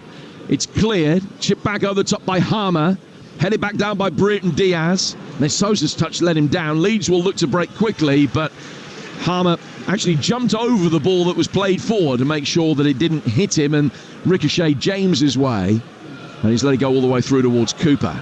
Cooper's first time ball forward. Firpo heads that back through the midfield, where Peru has got plenty of time and space in order to bring it under control. Leeds will motor forward. Bogle is taking a deflection into the hands of goalkeeper Cooper, but maybe off the arm of a Sheffield United player. That was the call from the Leeds supporters. And it definitely did hit his arm, Burrows, as it was crossed in from Bogle. His arms, well, you'd say it's slightly away, a sort of half chicken wing type elbow that's sticking out of the side of Burrows' body. Not enough for me, though, to be a penalty. Here's Bogle, as you can tell. Didn't get very far, as you can tell. Throw, which Leeds will take. With the former Sheffield United man, 20 yards inside his half. Leeds kicking from right to left in all yellow. And midway through the second half, as near as makes no difference here on Talksport 2. And still, Sheffield United lead after that Elam Meslier own goal. The Frenchman really unlucky, having made a top draw save from O'Hare just a moment or two before it. Peck in strongly, wins it back. O'Hare. On the Leeds bench, they thought that Peck went in over the top of the ball there. Referee didn't. He's let it go. And still, Callum O'Hare has possession over on the far touchline. Pulled back by him. Leeds won it back temporarily, and Sosa reading the situation. Almost like he had a sixth sense. He's got there ahead of anybody else. Anticipated that perhaps Burrows was going to lose it, and he quickly won it back in the blink of an eye. Peck getting it for Brayton Diaz, maybe having his shirt pulled. Firpo plays it forward off Peck. Out for a Leeds throw. I mean, how good have Peck and Vinny Sousa been? They've been outstanding, the pair of them, because at times, because O'Hare goes and presses, they're against 3 in there. The energy, the quality, the intensity they've shown has been outstanding from the pair of them. Oh, now that was a rumbustious challenge over on the far touchline that's going to result in a yellow card for Gus Harmer. Ever so slightly late, as the ball was nudged past him by Bogle, and he went in and didn't quite get the legs either side of Bogle's kneecaps, but he was in there strongly. And the fact he turns to the referee and says, "Come on, it's my first challenge." It really doesn't matter when you clean somebody out on the touchline like he did there. Not be his penultimate challenge if he perpetrates another one like that. The ball is on the left-hand side of the box. Leeds working it inside the penalty area. Ahmedhodzic is there to knock it away after a good curving ball from Solomon. And it goes out for a throw that'll be taken over on the Leeds right-hand side. Now, Gus Harmer's not got a great disciplinary record. That was his 11th yellow card of the season. And I think he was up in double figures last year as well. Got an opportunity to bring it forward here with Rothwell. Leeds United getting it wide. Mateo Joseph waiting by the penalty spot. The ball fired in his direction. Cleared again by Ahmedhodzic. And then chested down on the edge of his penalty area and volleyed away by Harmer. Chasing after it is Cannon. Strout heads it out towards the touchline, and the ball goes over the line and out for a Sheffield United throw. I think Cannon wanted a free kick. It is a throw. Now the referee has very consistent. He's let plenty go, as we've been saying, but that wasn't beyond the parameters that have already been laid down. It only seems a small thing, but it's really important. Simply turning it head down, sprinting just to win a throw-in for your side as a forward up there from a long, hopeful ball. Leeds able to bring it forward again. Over on the right-hand touchline. Solomon waiting in the middle. Cross not good enough to find him, but it's deflected away. And it's Leeds that have the first corner of the second half with only 20 minutes of the game remaining. They've been so poor so far in this game, Leeds, when they've got the ball wide and had the opportunity to cross. I can't really think of a time when they've properly found a teammate in the area for a chance. Every time it's been defended well, or it's just hit the first man. Rothwell to take this corner from the Leeds United right. Hit him very deep. It's half cleared. Solomon with time to bring it down onto his right foot, through a crowd, diving headed clearance, gets it away, and then another right footed shot from Joseph balloons over the bar and into the upper tier behind Michael Cooper's goal. Well, there was a couple of stinging blocks in there from Sheffield United players. I mean, there's too many players to know who it really comes off. I think Ahmedhodzic, heads the first one. And then I think it's Brereton Diaz that gets clattered as he's trying to block. And then it comes to Joseph, fortunately.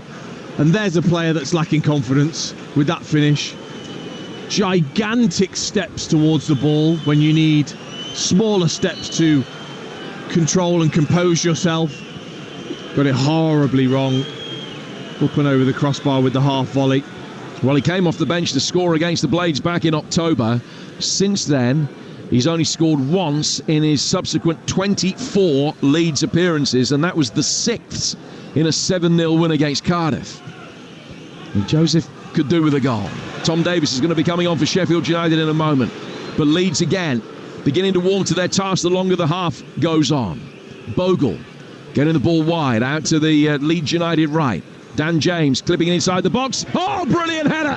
And it's 1-1. Firpo making his way forward again from left back, absolutely untracked. He missed his first chance early in the half. He didn't miss that. He's powered his header past Cooper. It's 1-1 and Leeds are back on top. Well, he's recalibrated himself, Firpo. He learned from that first chance that he had, and he just showed genuine composure. But it's the willingness to get into the box. It's Bogle, the right back on the far side, that lends it to James. James does brilliantly to clip it in, and it's the left back that gets himself into the box against Brereton Diaz, who's not used to defending out wide, and he just nods it in. He just makes absolutely sure, gets the full meat of the forehead back where it came from, past Cooper, before he can even touch it. Leeds a level. It's only his 4th goal for the club in 108 games. His previous one this season came against Sunderland back in October. He scored at both ends that day. But he's got the equaliser here with 18 minutes to go. Sheffield United 1, Leeds 1. There was a brilliant header, and the Blades have been warned because Leeds had tried that move once before. Firpo should have made more of the first chance, couldn't have made more of the second. Davis has come on for Brereton Diaz in the aftermath of the goal, and the former Evertonian immediately involved, nudges it down the touchline for O'Hare, but it's gone out of play for a Leeds throw, and the goal scorer Firpo will come across to take it. Well, it was brilliant from Dan James on that right-hand side. He didn't really look either. He just got past his man, fed it into a good area. And there was Firpo testing Brereton Diaz. As we said right from the start, do you want to track? Do you want to defend? He didn't get back Brereton Diaz, and Firpo was there to head in. City Peck bringing the ball forward for Sheffield United. Travelled a long way. Very optimistic appeals for a penalty. I think it hit Firpo on the leg rather than the arm. Chowdhury then makes his way forward. And another full-blooded challenge comes in. Vinny Sosa actually leaning over Solomon to make sure he's okay.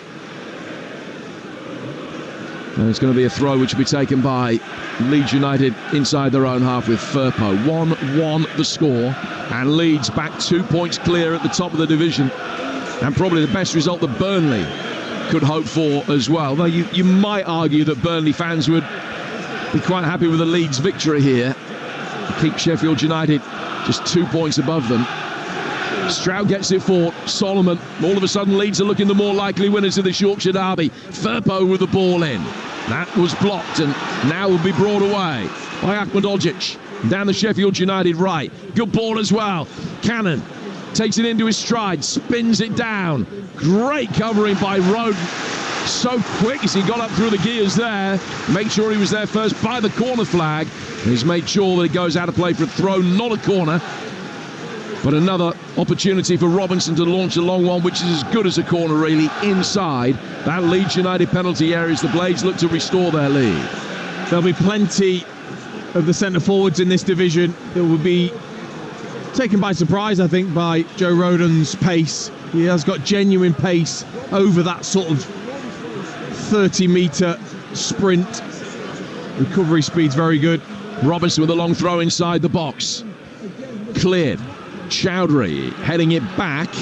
Leeds very quickly push outside the penalty area, and Peck not taking any chances, goes all the way back for Cooper. Long ball over the top from Cooper, brought down inside the penalty area by Harmer, and again really well rescued by Roden. What a couple of minutes he's had.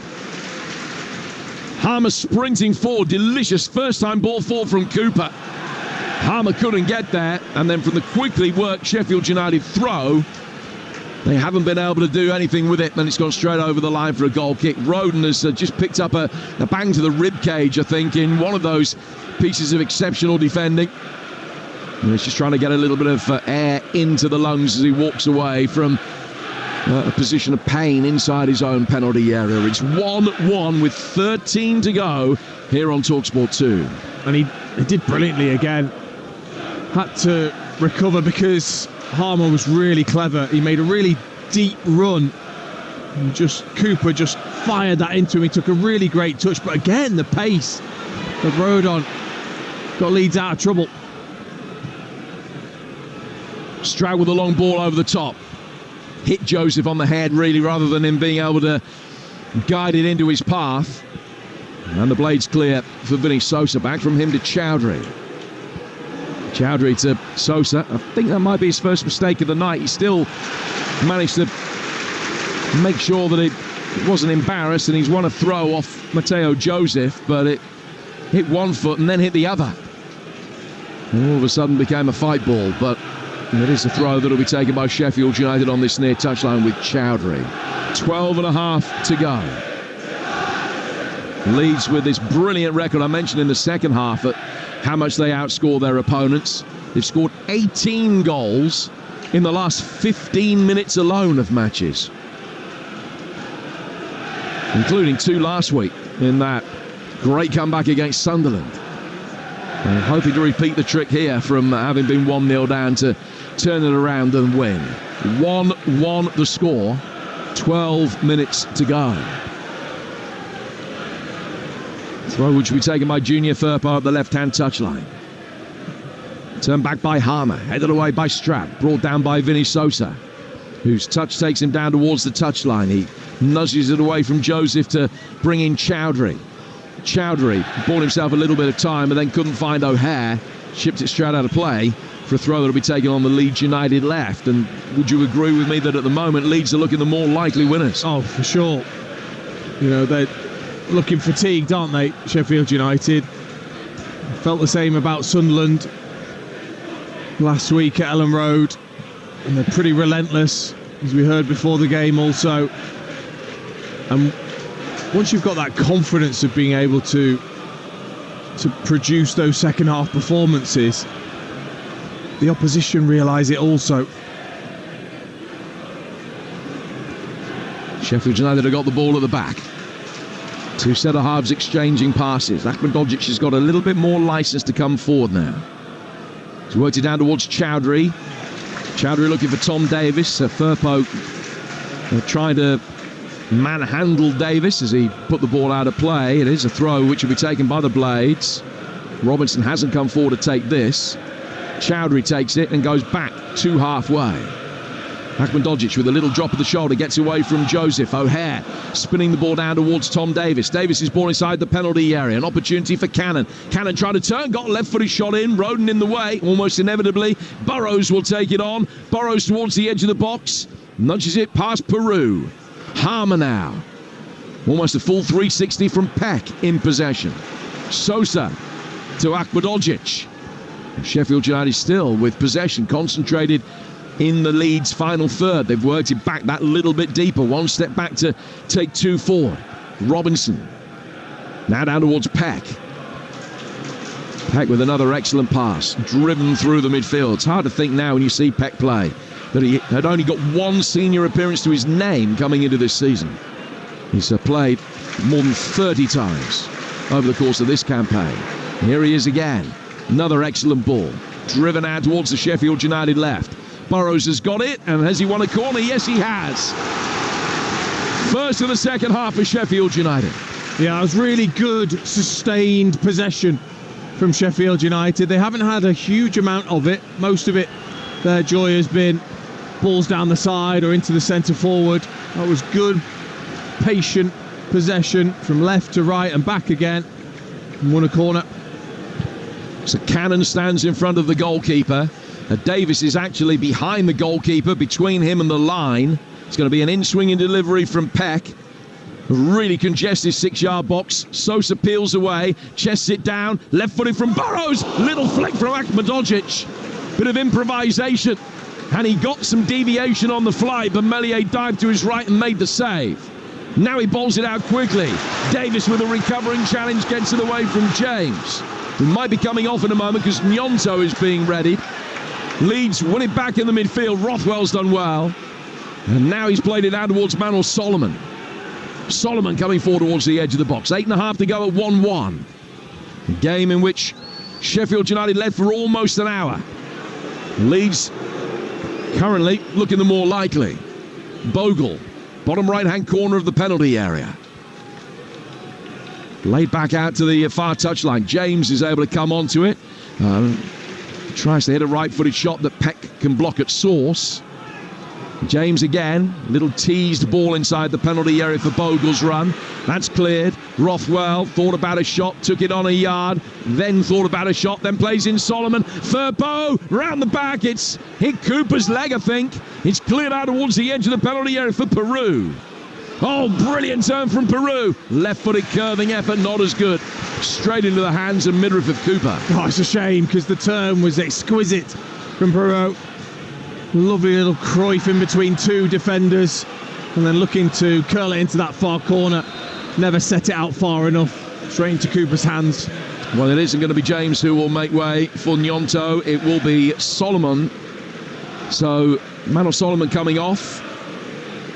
And here comes Willie Nyonto. Hasn't started any of the last 10 league games now. Just one goal in his last 12 appearances, just 5 for the season. And is increasingly cast these days in the role of impact sub. And he has it again today. There have been 20 assists or goals from Leeds United substitutes this season, which is a magnificent record, bettered only in this division by Sheffield Wednesday. Ball headed on through the midfield. Firpo can just nod it down. A high right-footed, high up and under clearance from Peck, headed on by Sosa. Sheffield United haven't really been able to get Harmer too heavily involved since he's come on. Here's the blonde-haired Davis. Back from him to Chowdhury. Akmandojic, Robinson, the slightly more slightly built of the two centre-halves for Sheffield United. Davis plays it forwards, lost it. Gnonto poking it into space. Here comes Peru. Leeds United 4 against 3 just for a moment. Peru taking it on. Cooper with the save, diving to his left-hand side. Peck then gets a touch that stopped it falling Peru's way again. James will try and shepherd that out of play for a corner. He's managed it. But Leeds getting closer with 6 to go. Well and truly sliced open there, Sheffield United. Excellent one-touch play from Leeds to set Barrow away. To be fair to him, he had his head up looking for a pass if it was there, but actually opened up for himself. Struck it really well, nice and low, dipping in front of Cooper. Goalkeeper does really well just to keep his eyes on it and parry it away. And make sure that he didn't tip it into the path of one of the unrushing men in yellow. Leeds' 4th corner of the night. Right-footed away swinger from Rothwell. Dealt with by the nearest Sheffield United defender, Robinson. Another ball inside the penalty area. Strouk's got his head to that. And then a diving headed clearance from Peck gets it further away. Another optimistic handball shout came from the Leeds fans. Nothing doing from the players. Ball played down towards Gnonto, and the touch far too good for Harmer, who has caught him but doesn't receive a second yellow card. No, and rightly so. This lovely bit of skill from Gnonto just to get away. And he does catch him, but shouldn't be a second yellow and to be sent off for a challenge like that. He doesn't go in particularly firm. It's just a lovely roll from Gnonto. He was pleading with the ref though, wasn't he? Yes. He had both hands up, his eyes out and stalks. Please, ref, don't send me off for that. You haven't sent anybody off for 14 months. Don't send me off for that. Free kick to Leeds. Rothwell stands over it. Harmer's the one-man wall. He's 3 yards outside the penalty area. Not really a shooting position for Rothwell. He's at the limit of range. I mean, he might go for it, but it's overwhelmingly favourite that he's just going to try and tease this inside the penalty area for the runs from Strouk and Roden. Joseph is in there hoping to deal with some loose pickings. Firpo's already scored once with his head, is lurking with intent as well. Rothwell's left arm above his head. 3-4 steps forward, curving it in and straight to Cooper. That was not what was required at all from a Leeds perspective. I think he wanted to try and catch Cooper out there and never really committed to it, because in the end it was such a poor delivery for anyone trying to get in there and get their head on it. I think he just got caught in two minds. 1-1, 3.5 minutes to go. Sheffield United with a nice touch from Cannon, who can then make his way forward and try and feed O'Hare. Leeds winning most of the loose balls around the edge of their own penalty area now, can get it away. And here comes the Italian Willy Gnonto. Down to his left-hand side for Matteo Joseph. And Joseph popping the ball off to Strouk. Tanaka for Gnonto. Gnonto onto his right foot, Tanaka coming onto it. And then Sosa very quickly on the scene, so he couldn't get a shot in. Gnonto can! Oh, good save, Cooper! That was close. It was dipping over Cooper, who took a step back and just got his fingers to it to flick it over the bar and onto the top of the net for a corner. Yeah, it's a stunning save. Hardly any backlift from Gnonto. Almost looking as if he was going to cross it in, and then really whips through the back of the ball towards that far top corner. And then Cooper, with his right hand going up and over the top of his head to flick it above the bar. Lovely goalkeeping. Leeds running out of time, 2.5 minutes to go. We felt if the game had another half hour to it, they would definitely win. 2.5 to go, 1-1. More pushing and shoving going on, and much of the movement inside the penalty area as the header comes in, is off the underside of the bar and in. And Leeds United lead 2-1. It's Tanaka with the goal, and it is a monumental step towards the championship title. A real mess of a set piece. Enormous jubilation and euphoria amongst the travelling supporters to our left. That, one of the critical moments of the championship campaign. Tanaka and the other Leeds players almost invisible, engulfed by travelling supporters. who've come down over the railings to the precincts and perimeter of the pitch. Their jubilation understandable. Leeds United behind for nearly an hour, but with a minute of normal time to go, leading by 2-1. And Tanaka with a header off the underside of the bar. Peck trying to clear it off the line, couldn't do so in time. It's Sheffield United 1, Leeds 2. Now Tanaka and a 5-point lead. Leeds have done it again, as they did last week. There's no falling apart at the moment for this Leeds side. They're absolutely building a promotion push. It's a really good header from Tanaka because it comes at him very, very quickly. The ball in from Rothwell from the corner. The header from Firpo again. Just heading it down towards the back post, hoping that someone has gambled that it's going to fall to him. Tanaka does, and he just cushions the header back towards that far post and in off the crossbar. Yet again, they've turned it around in a big game. Did it against Sunderland. Now they've done it against Sheffield United. And they're on the front foot once more as they look for more. Ball played back. Peru, 3-1.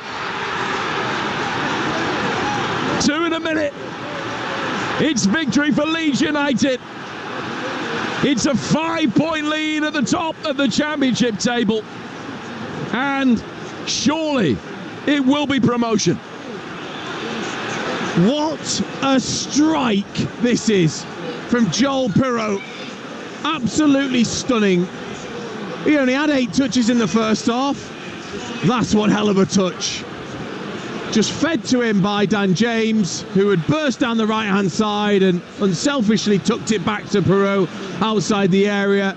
He just saw his options and realised the best option was a rocket of a left foot. Absolutely powered the laces through the back of the ball.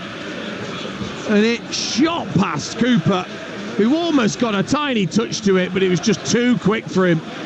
Stunning strike from outside the area past the goalkeeper. Massive celebrations away to our left-hand side in the Leeds end. There was then a contretemps inside the Leeds United technical area. And I don't know whether some of the Sheffield United fans thought that there was over-exuberance in the celebrations. Couldn't see what the flashpoint was. But there are some angry looks from that Leeds technical area back in towards the stewards and the Sheffield United fans behind that dugout. But it's 3-1 to Leeds United. We're in 5 minutes of added time. The numbers ball came up just as the ball flashed into the net.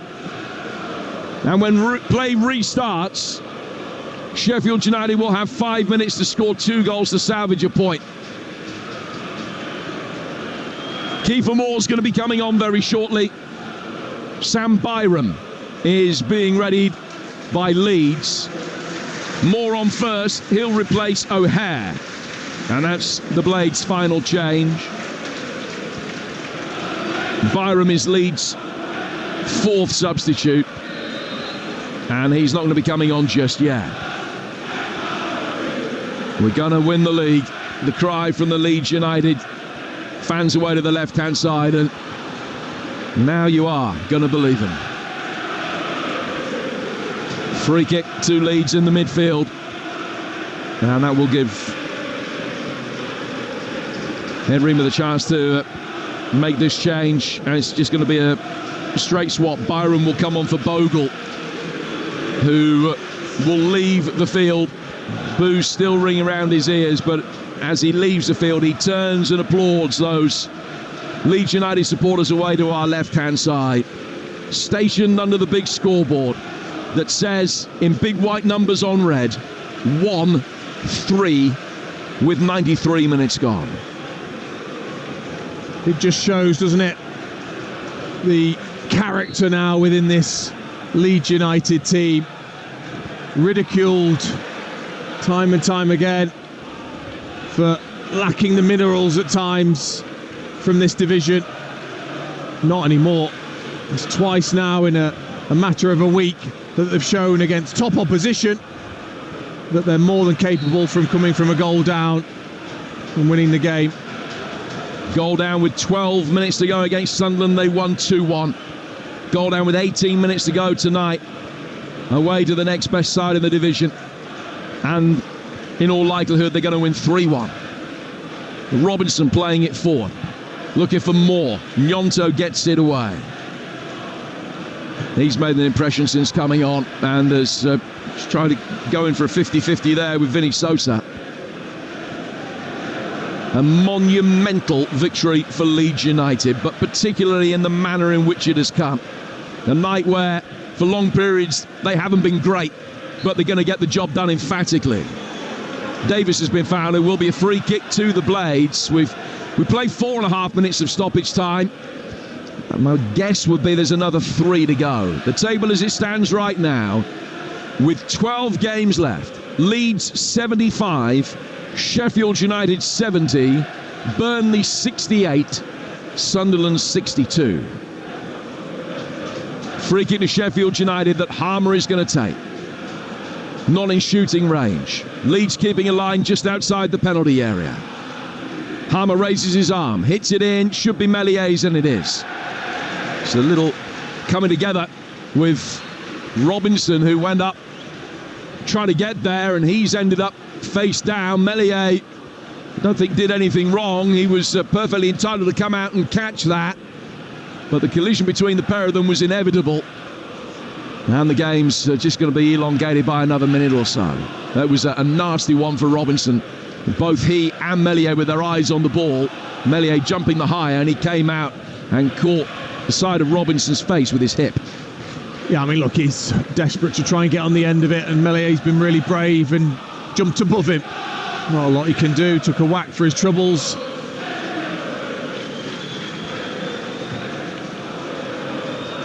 Meslier clears. Ball brought down by Peru. Laid out to the Leeds United right for James. Very little room with which to work. There are so many empty red bucket seats over on the far touchline. You can read where it says Blades on that stand now.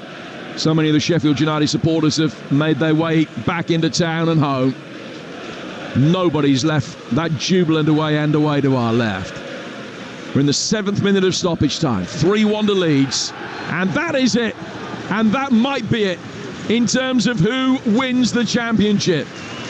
Yes, there are still 36 points to play for, but Leeds United extend their unbeaten streak to 16, their longest since they were champions of England back in the 91-92 season. They left it late yet again, 1-1 going into the 89th minute.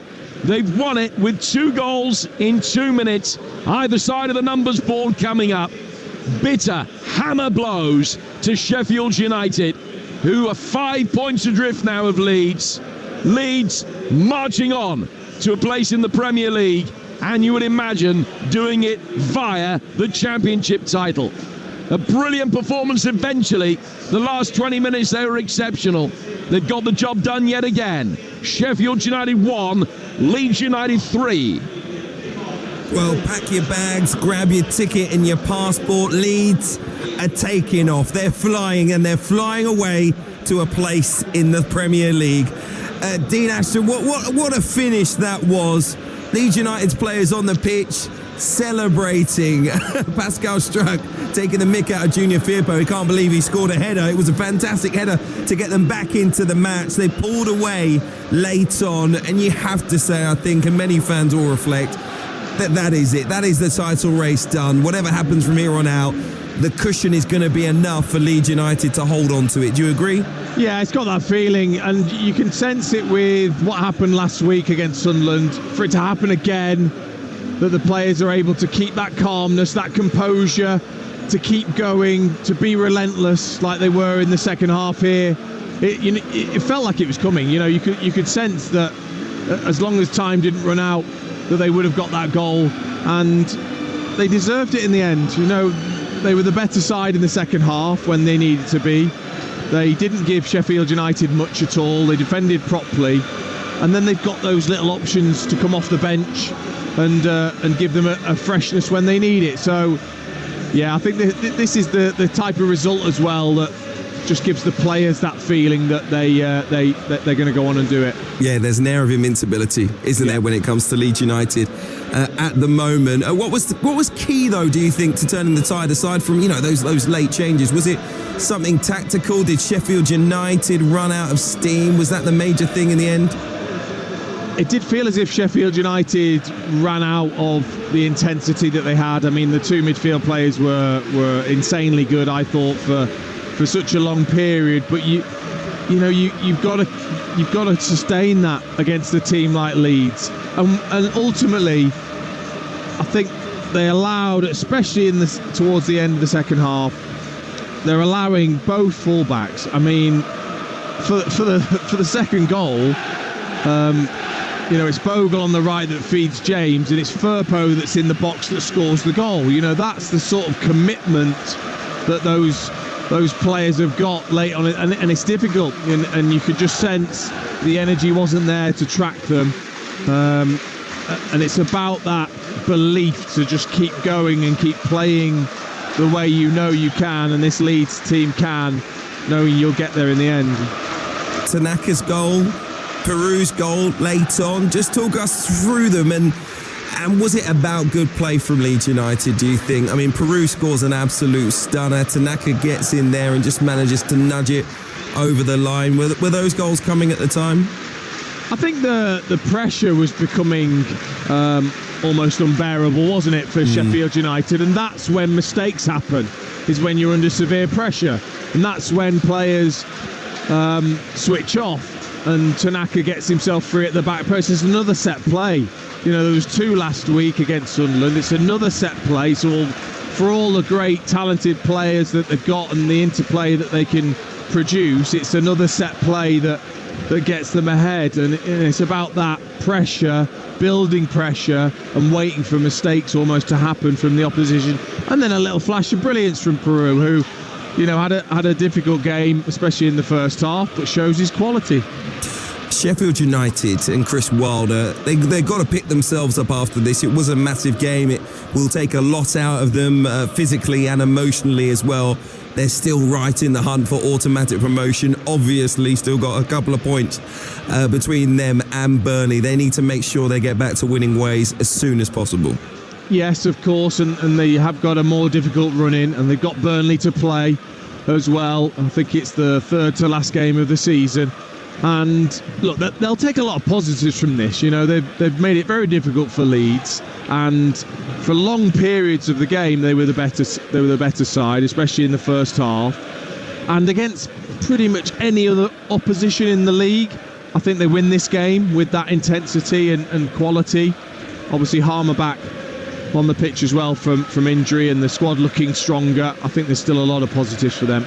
Okay, Dean Ashton, Jim Proudfoot, thank you very much indeed. All we got time for on another big night.